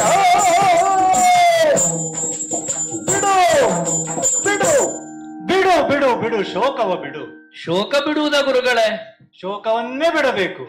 ಇಷ್ಟು ಸಂತಸದ ಸುದ್ದಿಯನ್ನು ತಂದಿರುವೆ ನೀನು. ಅಲ್ಲ, ಸಂತಸ ಹೌದು, ಆದ್ರೆ ಅವನು ಅಲ್ಲಿ ಹೋದ್ನಲ್ಲ ಗುರುಗಳೇ. ಅವ ಹೋಗ್ಲಿ ಅತ್ಲಾಗೆ. ನಿನ್ನ ಬಳಿ ಇರುವುದಾದರೂ ಏನು? ನಿನ್ನ ಗುರುವಾದ ನಾನಿದ್ದೇನೆ, ಬಲಿಷ್ಠವಾದ ಸೇನೆ ಇದೆ. ಹೌದು, ಇಷ್ಟೆಲ್ಲ ಇದ್ದರೂ ನೀನು ಶೋಕ ಮಾಡುವುದು ಬಿಡು. ಪಾಂಡವರು ನೀನು ಯಾವುದೇ ಕಾರಣಕ್ಕೂ ಲಕ್ಷಿಸಬೇಡ. ನಾನಿದ್ದೇನೆ, ನನ್ನ ಸೈನ್ಯವಿದೆ ನಿನಗೆ. ಗುರುಗಳೇ, ಕೃಷ್ಣ ಮಾತ್ರ ಹೊರಟದ್ದಲ್ಲ, ಮತ್ತೆ ನೋಡಿ ಪಕ್ಷಾಂತರದ ವಿಷಯ ಇದು ಆಲೋಚನೆ ಮಾಡಬೇಕು ನೀವು. ಅದು ಎಲ್ಲ ರಾಜಕೀಯದಲ್ಲೂ ಇರ್ತದೆ. ಒಬ್ಬೊಬ್ಬರೇ ಹೇಳ್ತಾ ಇದ್ದಾರೆ, ಉದ್ಧವ ಹೊರಟ, ಉದ್ಧವನ ಬೆನ್ನಿಗೆ ಸಾತ್ಯಕಿ ಹೊರಟ. ಯಾರು ಉದ್ಧವ ಸಾತ್ಯಕಿಯೋ? ಅಲ್ಲ, ಈಗ ಉದ್ದದ ಸೇನೆ ಉಂಟು ಗುರುಗಳೇ. ಹಸ್ತಿನಾವತಿಗೆ ಬಂದು ತಲುಪದೇ ಹೋದ್ರೆ ಎಂತದು ಮಾಡುವುದು ನಾನು? ಆ ಉದ್ಧವ ಸಾತ್ಯಕಿಯರಿಗೆ ನನ್ನ ಎಡಕೈ ಸಾಕು. ಹೌದಾ? ಅವರಿಗೆ ಹೆದರುದು? ಹೋಗ್ಲಿ ಅತ್ಲಾಗೆ, ಅವರು ಹೋಗಲಿ. ಹಾಗಾದ್ರೆ ಕೃಷ್ಣ ಹೋಗ್ಲಿ, ಉದ್ಧವ ಹೋಗ್ಲಿ, ಅವರು ಸಾತ್ಯಕಿ ಹೋಗಲಿ. ಗುರುಗಳೇ, ಮತ್ತಿನ್ನೇನು ನಿಂದು ಆತಂಕ ಒಂದು ಹೇಳಿ ಬಿಡ್ಲಾ? ಇನ್ನೂ ಇದೆಯಾ ನಿನಗ ಅಲ್ಲ, ನೀವು ಇಷ್ಟೆಲ್ಲ ಮಾಡಿ ಬರುವುದು ನನ್ನ ಪಕ್ಷಕ್ಕೆ. ಹೌದು. ನಿಮ್ಮ ಅತ್ತೆ ಮಕ್ಕಳಾದ ಪಾಂಡವರ ಮೇಲೆ ಯುದ್ಧವನ್ನು ಸಾರುವುದಕ್ಕೆ ಗುರುಗಳೇ. ಖಂಡಿತವಾಗಿಯೂ. ನಿಮಗ ಪಾಂಡವರ ಬಗ್ಗೆ ದ್ವೇಷ ಉಂಟ? ಮತ್ತೆ ಖಂಡಿತವಾಗಿಯೂ ದ್ವೇಷ ಉಂಟು. ಯಾವುದು ಗುರುಗಳೇ? ಸುಭದ್ರೆ ಹೆಸರು ನೆನಪುಂಟೋ ನಿನಗೆ? ಅಯ್ಯೋ, ಯಾಕೆ ನೆನಪಿಲ್ಲ? ಹಾ, ಚೋರತ ನದಿ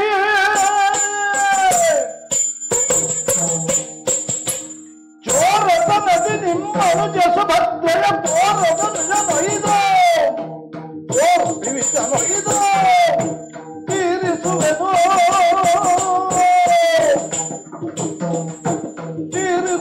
ಮನ ವೈರವ ನೋಡಿ ತೀರಣ ಮಂಡಲದೇ. ಪಾಂಡವ ದ್ವೇಷ ಕೇವಲ ನಿನ್ನ ದ್ವೇಷವಲ್ಲ, ಅದು ನನ್ನ ವೈಯಕ್ತಿಕ ದ್ವೇಷವೂ ಹೌದು. ಆ ಸುಭದ್ರೆಯನ್ನು ಚೋರದಿಂದ ಆ ಕೃಷ್ಣ ಅರ್ಜುನ ಅಪಹರಿಸಿ ಹೋಗಿದ್ದರು.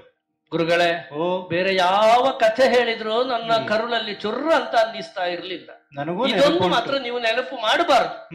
ಯಾಕೆ ಅಂತ ಹೇಳಿದ್ರೆ, ಮದುವೆಗಾಗಿ ಭಾಸಿಂಗವನ್ನು ಕಟ್ಟಿಕೊಂಡು ಬಂದವ ನಾನು. ಆದ ನಂತರದ ವಿಷಯ, ಗಡ್ಡ ಕಟ್ಟಿಕೊಂಡು ಬಂದ ಅರ್ಜುನನ ತಲೆಗೆ ಭಾಸಿಂಗ ಆಯ್ತು, ನನಗೆ ಭಾಸಿಂಗ ಹೋಯ್ತು, ಗಡ್ಡ ಕಟ್ಟಿಕೊಂಡು ಗುಡ್ಡ ಹತ್ತುವ ಪರಿಸ್ಥಿತಿ ಬಂತು. ಆ ವಿಷಯ ನನಗೂ ನೆನಪಿದೆ. ಆದ್ರೆ ಅಷ್ಟನ್ನು ಮಾಡಿತ್ತು ಕೃಷ್ಣ. ಹೌದು ಅಲ್ವಾ? ಹಾಗಾಗಿ ಆತ ನನ್ನ ವಿರೋಧಿಯೇ, ಪಾಂಡವರು ನನ್ನ ವಿರೋಧಿಗಳೇ. ಹಾಗಾದ್ರೆ ಈಗ ಪಾಂಡವರು ಅತ್ತೆಯ ಮಕ್ಕಳು ಅಂತ ಹೇಳುವ ಮಮಕಾರ ನಿಮಗಿಲ್ಲ? ಸುಯೋಧನ, ಇದರ ಬಗ್ಗೆ ಎರಡು ಮಾತಿಲ್ಲ. ನೀನು ಯಾವುದೇ ಕಾರಣಕ್ಕೂ ಎದೆಗುಂದದಿರು. ನಿನ್ನ ಪಕ್ಷಕ್ಕೆ ನಾನೇ ಇರುತ್ತೇನೆ. ಗುರುಗಳೇ, ಬಹಳ ಸಂತೋಷ ಆಯಿತು. ಆದರೊಂದು ಸಂಶಯ ಗುರುಗಳೇ. ಯಾವುದದು? ಹಲಧಾರ ಎಂದು ತರ ಕೇಳಿ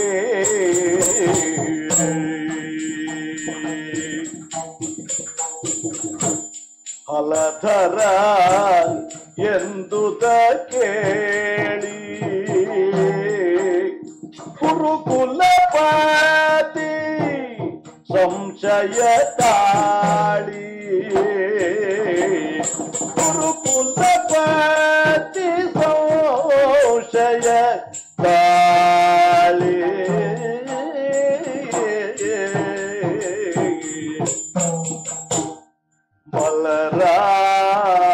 ಬಲರಾಮನೋಳ್ ಅರುಗಿದನು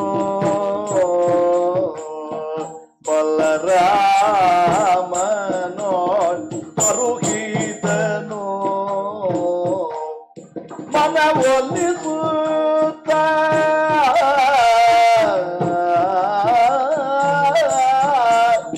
ಮನವೊಲಿಸುತ್ತ ಕೌರವ ತಾನೋ.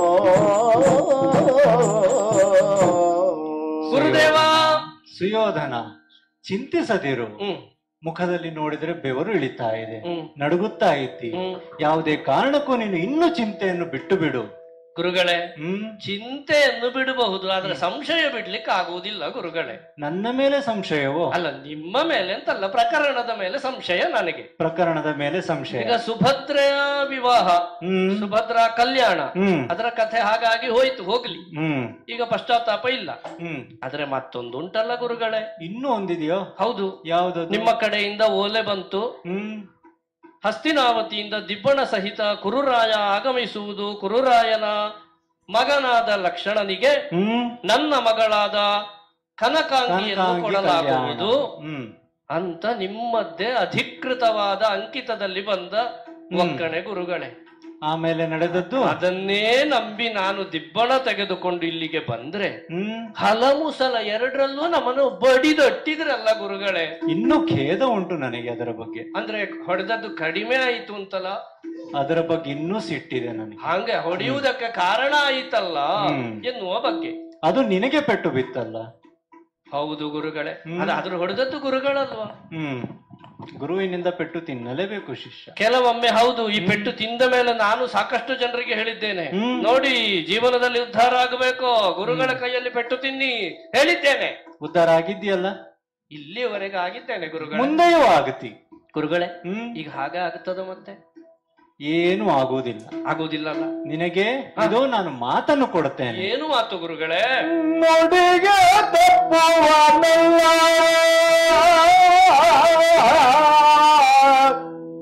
ನುಡಿಗೆ ತಪ್ಪು ತಪ್ಪುವನಲ್ಲ ನೀನೆನ್ನೊಡನೆ ಬಹುಮಾತುಗಳನ್ನಾಡದೆ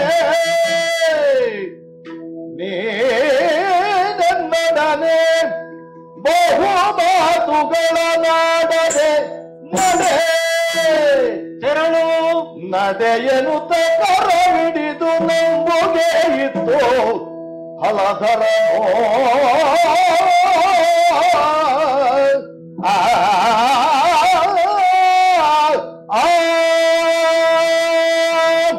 ಸುಯೋಧನ, ಗುರುವರ ಇತ್ತ ಬಾ ಇತ್ತ ಬಾ. ಹ್ಮ್ ಇದು ನಿನ್ನ ಕರಗಳನ್ನು ಹಿಡಿದಿದ್ದೇನೆ. ಹಾ ನೀನು ಕೊಟ್ಟ ಉದಾಹರಣೆಗಳೆಲ್ಲವೂ ನನ್ನ ಮನಸ್ಸಿನಲ್ಲಿವೆ. ಹ್ಮ್ ನಾನು ಯಾವುದನ್ನೂ ಮರೆತಿಲ್ಲ. ಸರಿ. ಕನಕಾಂಗಿ ಕಲ್ಯಾಣ, ಸುಭದ್ರಾ ಕಲ್ಯಾಣ, ಹ್ಮ್ ಯಾವುದಾದ್ರೂ ಇರಲಿ, ಹ್ಮ್ ನಿನಗಾದ ಮೋಸಗಳು ಹ್ಮ್ ಮತ್ತು ನನ್ನ ವೈಯಕ್ತಿಕ ದ್ವೇಷಗಳು ಹ್ಮ್ ಇವೆಲ್ಲವೂ ಇದೆ. ಹ್ಮ್ ಹಾಗಾಗಿ ನಾನು ನಿನಗೆ ಇಷ್ಟು ಹೊತ್ತು ಕೊಟ್ಟ ನುಡಿಯನ್ನು ಹ್ಮ್ ಯಾವುದೇ ಕಾರಣಕ್ಕೂ ತಪ್ಪಲಾರೆ. ತಪ್ಪುವುದಿಲ್ಲ. ಯುದ್ಧ ರಂಗದಲ್ಲಾಗಲಿ ಹ್ಮ್ ಎಲ್ಲಾದರಾಗಲಿ ಹ್ಮ್ ನಾನು ನಿನ್ನ ಪಕ್ಷವೇ.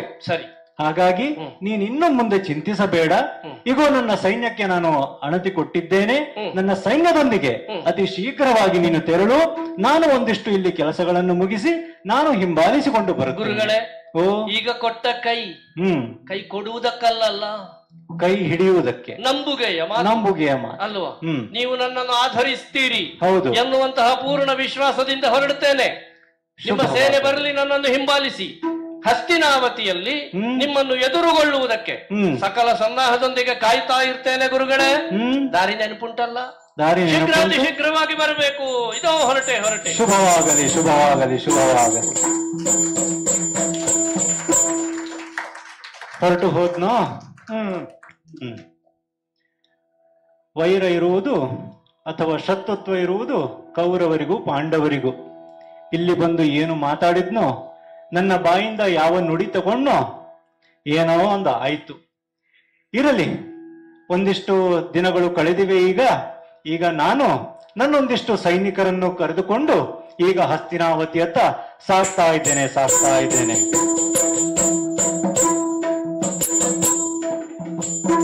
ಹೀಗೆ ಸಾಗುತ್ತಾ ಇರುವಾಗ ಚರರು ಒಂದು 4 ಮಾತುಗಳನ್ನಾಡಿದರು. ಹೋಗುತ್ತಿರುವಾಗ ಒಂದು ಜಡ ಸುರಭಿ, ಒಂದು ಹಳೆಯ ಸುರಭಿ ದನ ರಥಕ್ಕೆ ಅಡ್ಡ ಬಂದು ನಿಂತಿದೆಯಂತೆ. ಈ ಒಂದು 4 ಸೈನಿಕರಿಗೆ ಒಂದು ಜಡ ಸುರಭಿಯನ್ನು ಕದಲಿಸುವಷ್ಟು ಶಕ್ತಿ ಇಲ್ಲದ ಹಾಗೆ ಹೋಯಿತೆ. ಇದಕ್ಕೆಲ್ಲ ನಾನೇ ಜನ ಅಲ್ವಾ? ಇಳಿತೇನೆ ಅಂತೆ ಈ ರಥದಿಂದ. ಇದು ನಡೀತಾ ಇದ್ದೇನೆ ಸುರಭಿಯತ್ತ. ನಿಧಾನವಾಗಿ ಮುಟ್ಟಿ ಅದನ್ನು ಸರಿಸಲು ಪ್ರಯತ್ನಿಸುತ್ತಿದ್ದರೆ ಅಲ್ಲಿ ಸತ್ತು ಹೋಯಿತೆ ಈ ಸುರಭಿ. ದೇವರೇ, ನನ್ನ ಕೈಯಾರೆ ಗೋಹತ್ಯೆ ಆಯಿತೆ. ಏನು ಮಾಡಲಿ, ಯಾರನ್ನು ಕೇಳಲಿ? ಹಸುವಿಲ್ಲದ ಸುರಭಿ ವಸುಧೆಯೊಳು ಬೀಳಲ ವಸುದೇವ ಸುತರಾಮ ಬಸವೈದು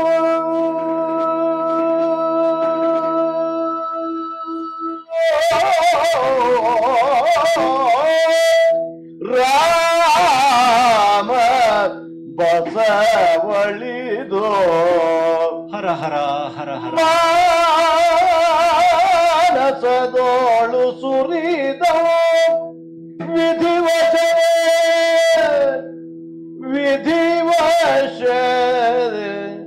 ಪಶು ಹತ್ಯಾ ಪಾಪ ವಿಧಿವಶದೆ ಪಶು ಹತ್ಯಾ ಪಾಪ ಸಂಭವಿಸಿ ತಿನ್ನೇನ್ ಗೈವೇನೋ ಆ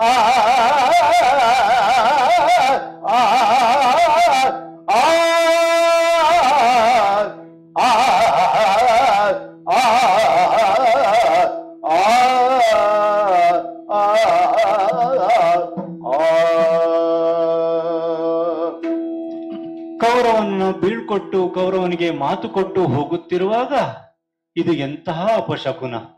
ನನ್ನ ಕೈಯಾರೆ ಒಂದು ಜಡ ಸುರಭಿ ಸತ್ತು ಹೋಯಿತಲ್ಲ.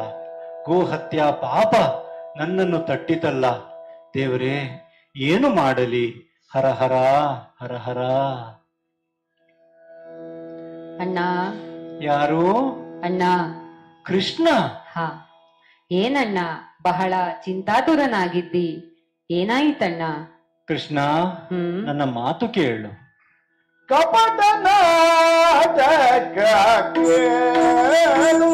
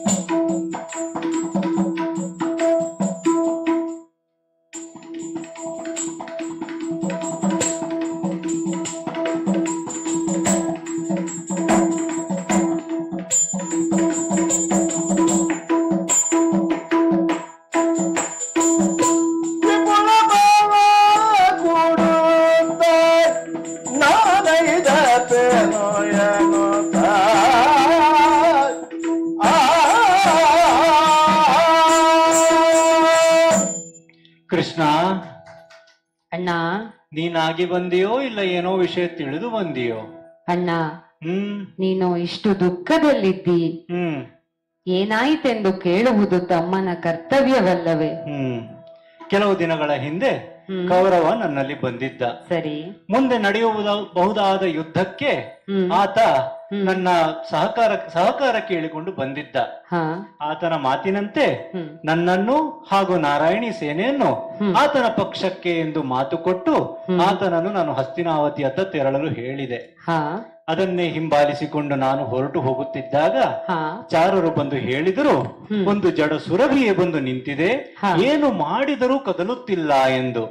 ಹಾಗಾಗಿ ರಥದಿಂದ ನಾನೇ ಇಳಿದು ಅದನ್ನು ಅತ್ತ ಸರಿಸಲು ಪ್ರಯತ್ನಿಸಿದಾಗ ಅದು ಅಲ್ಲೇ ಸತ್ತು ಹೋಯಿತು ಕೃಷ್ಣ. ಈಗ ಅನ್ಯಥಾ ನನ್ನ ಕೈಗಳ ಮುಖಾಂತರ ಗೋಹತ್ಯೆ ಪಾಪ ನನಗೆ ತಟ್ಟಿದೆ. ಏನು ಮಾಡಲಿ ಕೃಷ್ಣ, ಏನು ಮಾಡುವುದೆಂದು ತೋಚುತ್ತಿಲ್ಲ ಕೃಷ್ಣ. ಅಣ್ಣ, ನೀನೀಗ ನನ್ನಲ್ಲಿ ಕೇಳುತ್ತಿರುವುದು ಉಚಿತವೇ ಆಗಿದೆ. ಸಮಸ್ಯೆ ಬಂದಾಗ ಮನೆಯವರಲ್ಲೇ ಕೇಳಬೇಕಲ್ವೇ ಕೃಷ್ಣ? ಅಂದು ಆ ರಾಮನಿಗೂ ತಟ್ಟಿದ್ದು ಶಂಕೆ. ಬ್ರಹ್ಮ ಹತ್ಯೆ ಶಂಕೆಗೆ ಒಳಗಾಗಿ ಅಂದು ರಾಮ ಅಶ್ವಮೇಧ ಯಾಗವನ್ನು ಕೈಗೊಂಡ. ಈಗ ನಾವೊಂದು ಯಾಗ ಮಾಡುದು. ಈಗ ನಿನಗೂ ಬಂದಿರುವುದು ಶಂಕೆ, ಗೋ ಹತ್ಯೆಯ ಶಂಕೆ. ಘೋರ ಗೋಹತ್ಯೆ. ಹೌದು. ಆದರೆ ಇದರ ಪರಿಹಾರಕ್ಕಾಗಿ ನೀನು ಅಶ್ವಮೇಧವನ್ನು ಮಾಡಬೇಕಿಲ್ಲ. ಗೋವನ್ನು ಗೋಮಾತೆಗೆ ಹೋಲಿಸುತ್ತೇವೆ. ಶಾಸ್ತ್ರಗಳು ಅದನ್ನು ಮಾನ್ಯ ಮಾಡುತ್ತವೆ. ಪಾಠಗಳಾಗಿದ್ದಾವೆ ಕೃಷ್ಣ. ಆದ್ದರಿಂದ ಈ ಗೋಹತ್ಯೆಯ ಶಂಕೆಯ ನಿವಾರಣೆಗಾಗಿ ನಾನು ಭೂ ಪ್ರದಕ್ಷಿಣೆಯನ್ನು ಕೈಗೊಂಡು ಭೂಪ್ರದಕ್ಷಿಣೆ ತೀರ್ಥ ಕ್ಷೇತ್ರಗಳನ್ನು ಸಂದರ್ಶಿಸಿ ತೀರ್ಥಕ್ಷೇತ್ರಗಳನ್ನು ಸಂದರ್ಶಿಸಿದ್ರೆ ತೀರ್ಥಗಳಲ್ಲಿ ಮಿಂದು ಕ್ಷೇತ್ರಪಾಲನ ದರ್ಶನವನ್ನು ದರ್ಶನಗಳನ್ನು ಮಾಡಿ ಭೂ ಪ್ರದಕ್ಷಿಣೆಯನ್ನು ಕೈಗೊಂಡರೆ ನಿನ್ನ ಪಾಪ ಪರಿಹಾರವಾಗುತ್ತದೆ ಪಾಪವೆಲ್ಲ ಪರಿಹಾರವಾಗ್ತದೆ. ಹಾ ಹಾಗಾಗಿ ಕೃಷ್ಣ ಇನ್ನು ತಡ ಮಾಡುವುದಲ್ಲ. ಎಂದನು ಕದನವ ಮರೆತು ವಿಷಯಾಂತರಕ್ಕೆ ತೆರಳಲು ಎಂದನು ಕದನ ಮರೆತು ವಿಷಯಾಂತರಕ್ಕೆ ತೆರಳಲು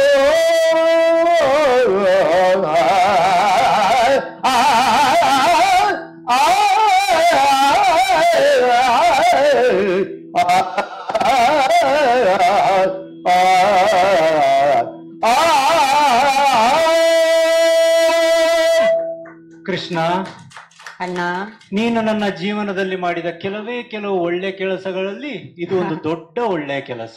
ಆಗಲಿ ಅಣ್ಣ. ನಿನ್ನ ಮಾತನ್ನು ಇದು ನಾನು ಶಿರಸಾವಹಿಸಿ ಸರಿ ತೀರ್ಥಕ್ಷೇತ್ರ ಪ್ರಯಾಣಕ್ಕೂ ತೀರ್ಥ ಸ್ನಾನಕ್ಕೂ ತೆರಳುತ್ತೇನೆ. ಬೇರೆಲ್ಲ ಕೆಲಸಗಳು ಅತ್ತ ಇರಲಿ, ಇದೋ ಹೊರಡುತ್ತೇನೆ. ಸರಿ.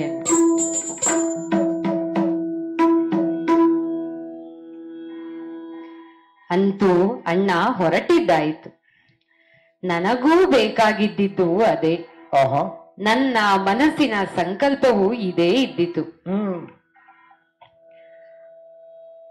ನಾಳೆ ನಡೆಯಬಹುದಾದಂತಹ ಪಾಂಡವರು ಮತ್ತು ಕೌರವರ ಯುದ್ಧದಲ್ಲಿ ಒಂದು ವೇಳೆ ನನ್ನಣ್ಣ ಬಲರಾಮ ಕೌರವರ ಪಕ್ಷವನ್ನು ವಹಿಸಿದರೆ ಕೌರವರನ್ನು ಗೆಲ್ಲುವುದು ಕಷ್ಟವಾಗುತ್ತಿತ್ತು. ಬಲರಾಮನ ಸಾಮರ್ಥ್ಯದ ಬಗ್ಗೆ ಅರಿವಿದ್ದ ನಾನು ಹೀಗೊಂದು ಉಪಾಯವನ್ನು ಮಾಡಬೇಕಾಯಿತು. ಬಲರಾಮನನ್ನು ಈ ದಾರಿಯಿಂದ ಸರಿಸುವುದಕ್ಕಾಗಿಯೇ ನಾನು ಕೃತಕ ಗೋವನ್ನು ಸೃಷ್ಟಿಸಿದೆ. ನಿಮ್ಮದೇ ತಂತ್ರವಾಯಿತು. ಹೌದು. ಅದಕ್ಕೆ ಅಣ್ಣನಿಗೆ ಹೇಳಿದೆ, ಗೋಹತ್ಯೆಯ ಶಂಕೆ ನಿನಗೆ ಬಂದಿರುವುದು ಎಂದು. ಅವನು ಆತುರಾತುರವಾಗಿ ಭೂ ಪ್ರದಕ್ಷಿಣೆಗೆ ಹೊರಟ. ಇರಲಿ, ಮುಂದೆ ನಡೆಯುವ ಯುದ್ಧದಲ್ಲಿ ನಾನು ಲೋಕಕ್ಕೆ ಹೇಳಬೇಕಾಗಿರುವುದು ಎಂದಿದ್ದರೂ ಸತ್ಯ ಮತ್ತು ಧರ್ಮಕ್ಕೆ ಜಯ ಎನ್ನುವುದು. ಇದನ್ನು ಸಾಧಿಸುವುದೇ ನನ್ನ ಪರಮ ಕರ್ತವ್ಯವಾಗಿದೆ. ಇದಕ್ಕೆ ಅಡ್ಡಲಾಗಿ ಅಣ್ಣನೇ ಆಗಲಿ ಅಪ್ಪನೇ ಆಗಲಿ ಯಾರೇ ಬಂದರೂ ಅವರನ್ನು ಬದಿ ಸರಿಸಬೇಕಾಗಿರುವುದು ನನ್ನ ಕರ್ತವ್ಯ. ಮತ್ತೆ ಒಂದುಂಟು, ಅಣ್ಣ ತಮ್ಮಂದಿರ ಜಗಳವನ್ನು ಪರಿಹರಿಸುವುದಕ್ಕೆ ನಾವಿಬ್ಬರು ಅಣ್ಣ ತಮ್ಮಂದಿರು ಪರಸ್ಪರ ವಿರೋಧಿಗಳಾಗಿ ಕಾದಾಡುವ ಪರಿಸ್ಥಿತಿ ಬಂದೊದಗುತ್ತಿತ್ತು. ಇರಲಿ, ಮುಂದೆ ಭೂ ಪ್ರದಕ್ಷಿಣೆಯನ್ನು ಮುಗಿಸಿ ಅಣ್ಣನು ದೂರಕ್ಕೆ ಬಂದೊದಗಿಯಾನು, ಸಾಕ್ಷಿಯೂ ಆದಾನು. ನಾಳೆಯ ಸೂರ್ಯೋದಯ ಪಾಂಡವರ ಭವಿತವ್ಯಕ್ಕೆ ಭಾಗ್ಯೋದಯವಾಗಲಿದೆ. ಸತ್ಯ ಮತ್ತು ಧರ್ಮಕ್ಕೆ ಸದಾ ಜಯವಾಗಲಿ.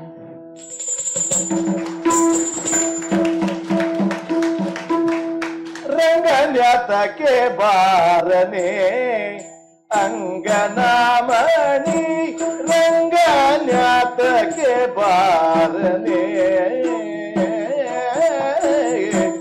ರಂಗನಾಥಕ್ಕೆ ಬಾರ, ತಿಂಗಳಾಯಿತು ಪೂರ ರಂಗನಾಥಕ್ಕೆ ಬಾರ, ತಿಂಗಳಾಯಿತು ಪೂರ ಬೆಳದಿಂಗಳ ಬೆಸಿಲಾಯಿತು ಅಂಗನಾಮಣಿ, ಬೆಳದಿಂಗಳ ಬಿಸಿಲಾಯಿತು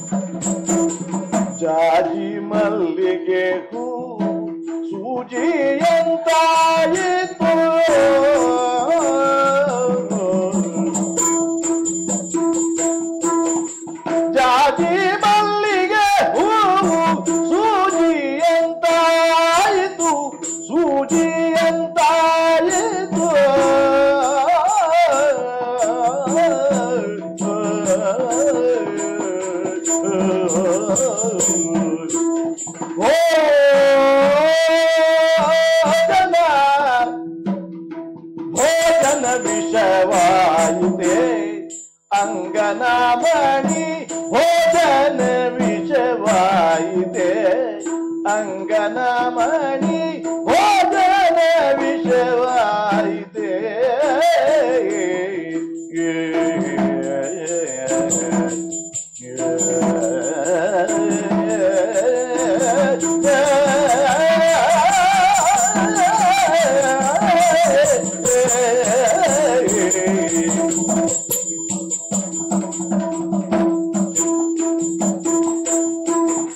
ರಂಗನಾಥಕ್ಕೆ ಬಾರದೆ ಅಂಗನಮಣಿ ರಂಗನಾಥಕ್ಕೆ ಬಾರನೆ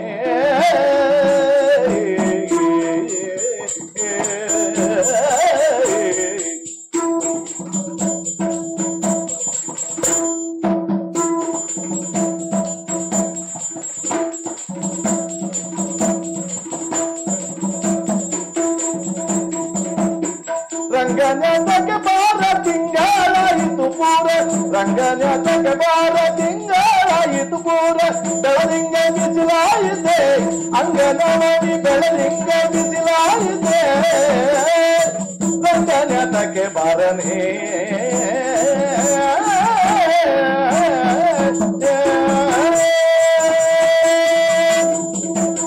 ಕರದೇವು ಪರಶುಪಾಶಾಂಕುಶಧಾರಗೆ ಅರುಷತಿ ಭಕುತರ ಪೊರಬವಗೆ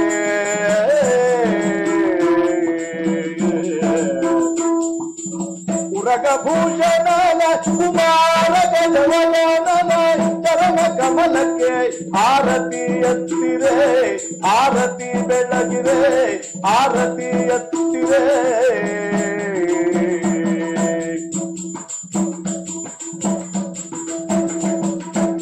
ಗಜಮುಖದವಗೆ ಗಣಪಗೆ ತೋಪೆನ್ನದ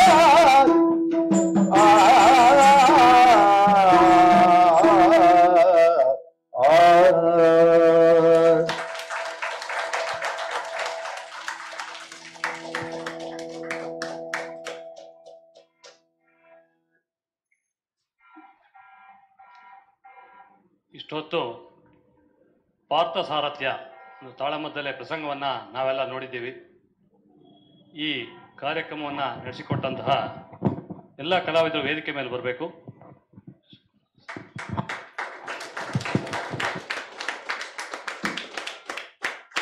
ಶ್ರೀ ಎಸ್.ಸಿ. ಪಾಠಕ್ ಅವರು, ಚಿನ್ಮಯ ಹೆಗಡೆ, ಶೈಲಸುತೆ ರಂಜಿತಾ, ಶ್ರೀಮತಿ ಸಹನಾ ರಾಜೇಶ್, ಶ್ರೀ ಅಜಿತ್ ಕಾರಂತ್, ಶ್ರೀ ಸುಹಾಸ್ ಮರಾಠೆ ಎಲ್ಲರೂ ವೇದಿಕೆಗೆ ಬರಬೇಕು. ಅನಂತ್ ಕುಮಾರ್ ಅವರು, ಈ ಎಲ್ಲ ತಂಡದವರೆಗೂ ನಾವು ಚಪ್ಪಾಳೆ ತಟ್ಟುವ ಮೂಲಕ ನಮ್ಮ ಅಭಿನಂದನೆಗಳನ್ನ ಸಲ್ಲಿಸೋಣ.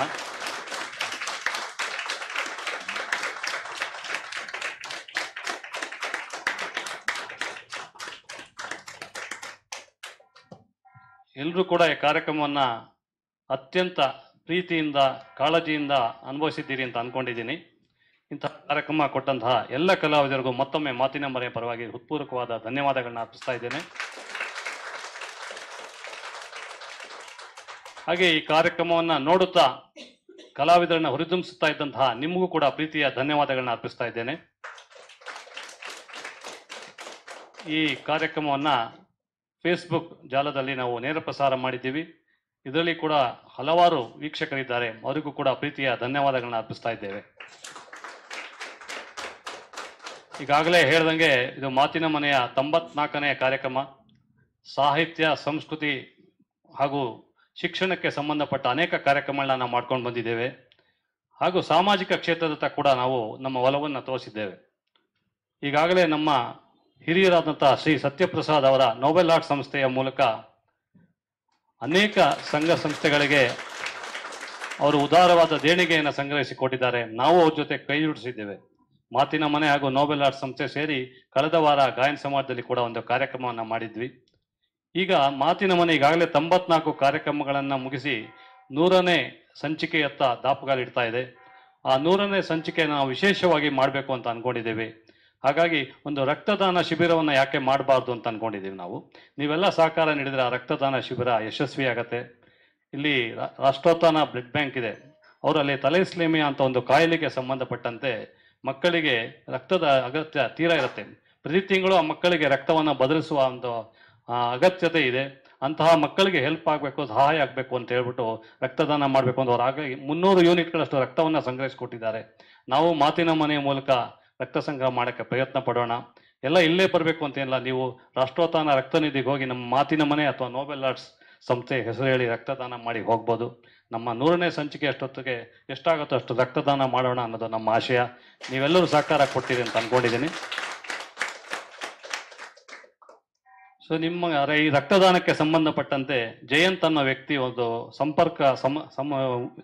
ಮೂಲ ಸಂಪರ್ಕ ವ್ಯಕ್ತಿ ಇದ್ದಾರೆ, ಜಯಂತ್ ಅಂತ. ಅವರ ದೂರವಾಣಿ ನಂಬರ್ನ ಹೇಳ್ತಾ ಇದ್ದೀನಿ ನಾನು. ಅದು ನಿಮ್ಗೆ ಕೊಡ್ತೀನಿ ಆಮೇಲೆ. 7415121297. ಇವ್ರನ್ನ ಸಂಪರ್ಕ ಮಾಡಿದ್ರೆ ಯಾವಾಗ ಬರಬೇಕು, ಅಥವಾ ನೀವು 10 ಜನ ಇತ್ತು ಅಂತಾರೆ ಅವರೇ ವ್ಯಾನ್ ತೊಗೊಂಡು ಬರ್ತಾರೆ. ಕಡಿಮೆ ಜನ ಇದ್ದರೆ ನಾವು ಅಲ್ಲೇ ಹೋಗಿ ರಕ್ತದಾನ ಮಾಡೋಣ. ನೀವು ಸಂಸ್ಥೆ ಹೆಸರು ಹೇಳಿ ಸಾಕು, ಇಲ್ಲೇ ಬರಬೇಕು ಅಂತ ಒಂದು ಪ್ರಮೇಯ ಇಲ್ಲ. ಇದಲ್ಲದೆ ಮಾತಿನ ಮನೆಯ ಕಾರ್ಯಕ್ರಮ ಈಗ ಮುಗಿಯೋ ಹಂತಕ್ಕೆ ಬಂದಿದೆ. ಮಾತಿನ ಮನೆಯ ಯೂಟ್ಯೂಬ್ ಚಾನಲ್ಗೆ ನೀವೆಲ್ಲ ಸದಸ್ಯರಾಗಿ ನಮ್ಮನ್ನು ಪ್ರೋತ್ಸಾಹಿಸಬೇಕು ಅಂತ ಕೇಳ್ಕೊತಾ ಇದ್ದೇನೆ. ಹಾಗೆ ಮಾತಿನ ಮನೆ ಫೇಸ್ಬುಕ್ನಲ್ಲಿ ಕೂಡ ಇದೆ. ಆ ಫೇಸ್ಬುಕ್ನು ನೀವು ಫಾಲೋ ಮಾಡೋ ಮೂಲಕ ನಮ್ಮ ಕಾರ್ಯಕ್ರಮಗಳಿಗೆ ಒಂದು ಸಹಕಾರ ಕೊಡಬೇಕು ಅಂತ ಕೇಳ್ಕೊತಾ ಇದ್ದೇನೆ. ಮನಸ್ಸುಗಳ ಸಂವಹನಕ್ಕೆ ಮಾತಿನ ಮನೆ ಸದಾ ಸಿದ್ಧ ಅಂತೇಳಿ ಇವತ್ತಿನ ಕಾರ್ಯಕ್ರಮನ ಮುಗಿಸ್ತಾ ಇದ್ದೇವೆ. ಎಲ್ಲರಿಗೂ ಲಘುಪಹಾರದ ವ್ಯವಸ್ಥೆ ಆಗಿದೆ, ದಯವಿಟ್ಟು ಸ್ವೀಕರಿಸಿ ಹೋಗಬೇಕು.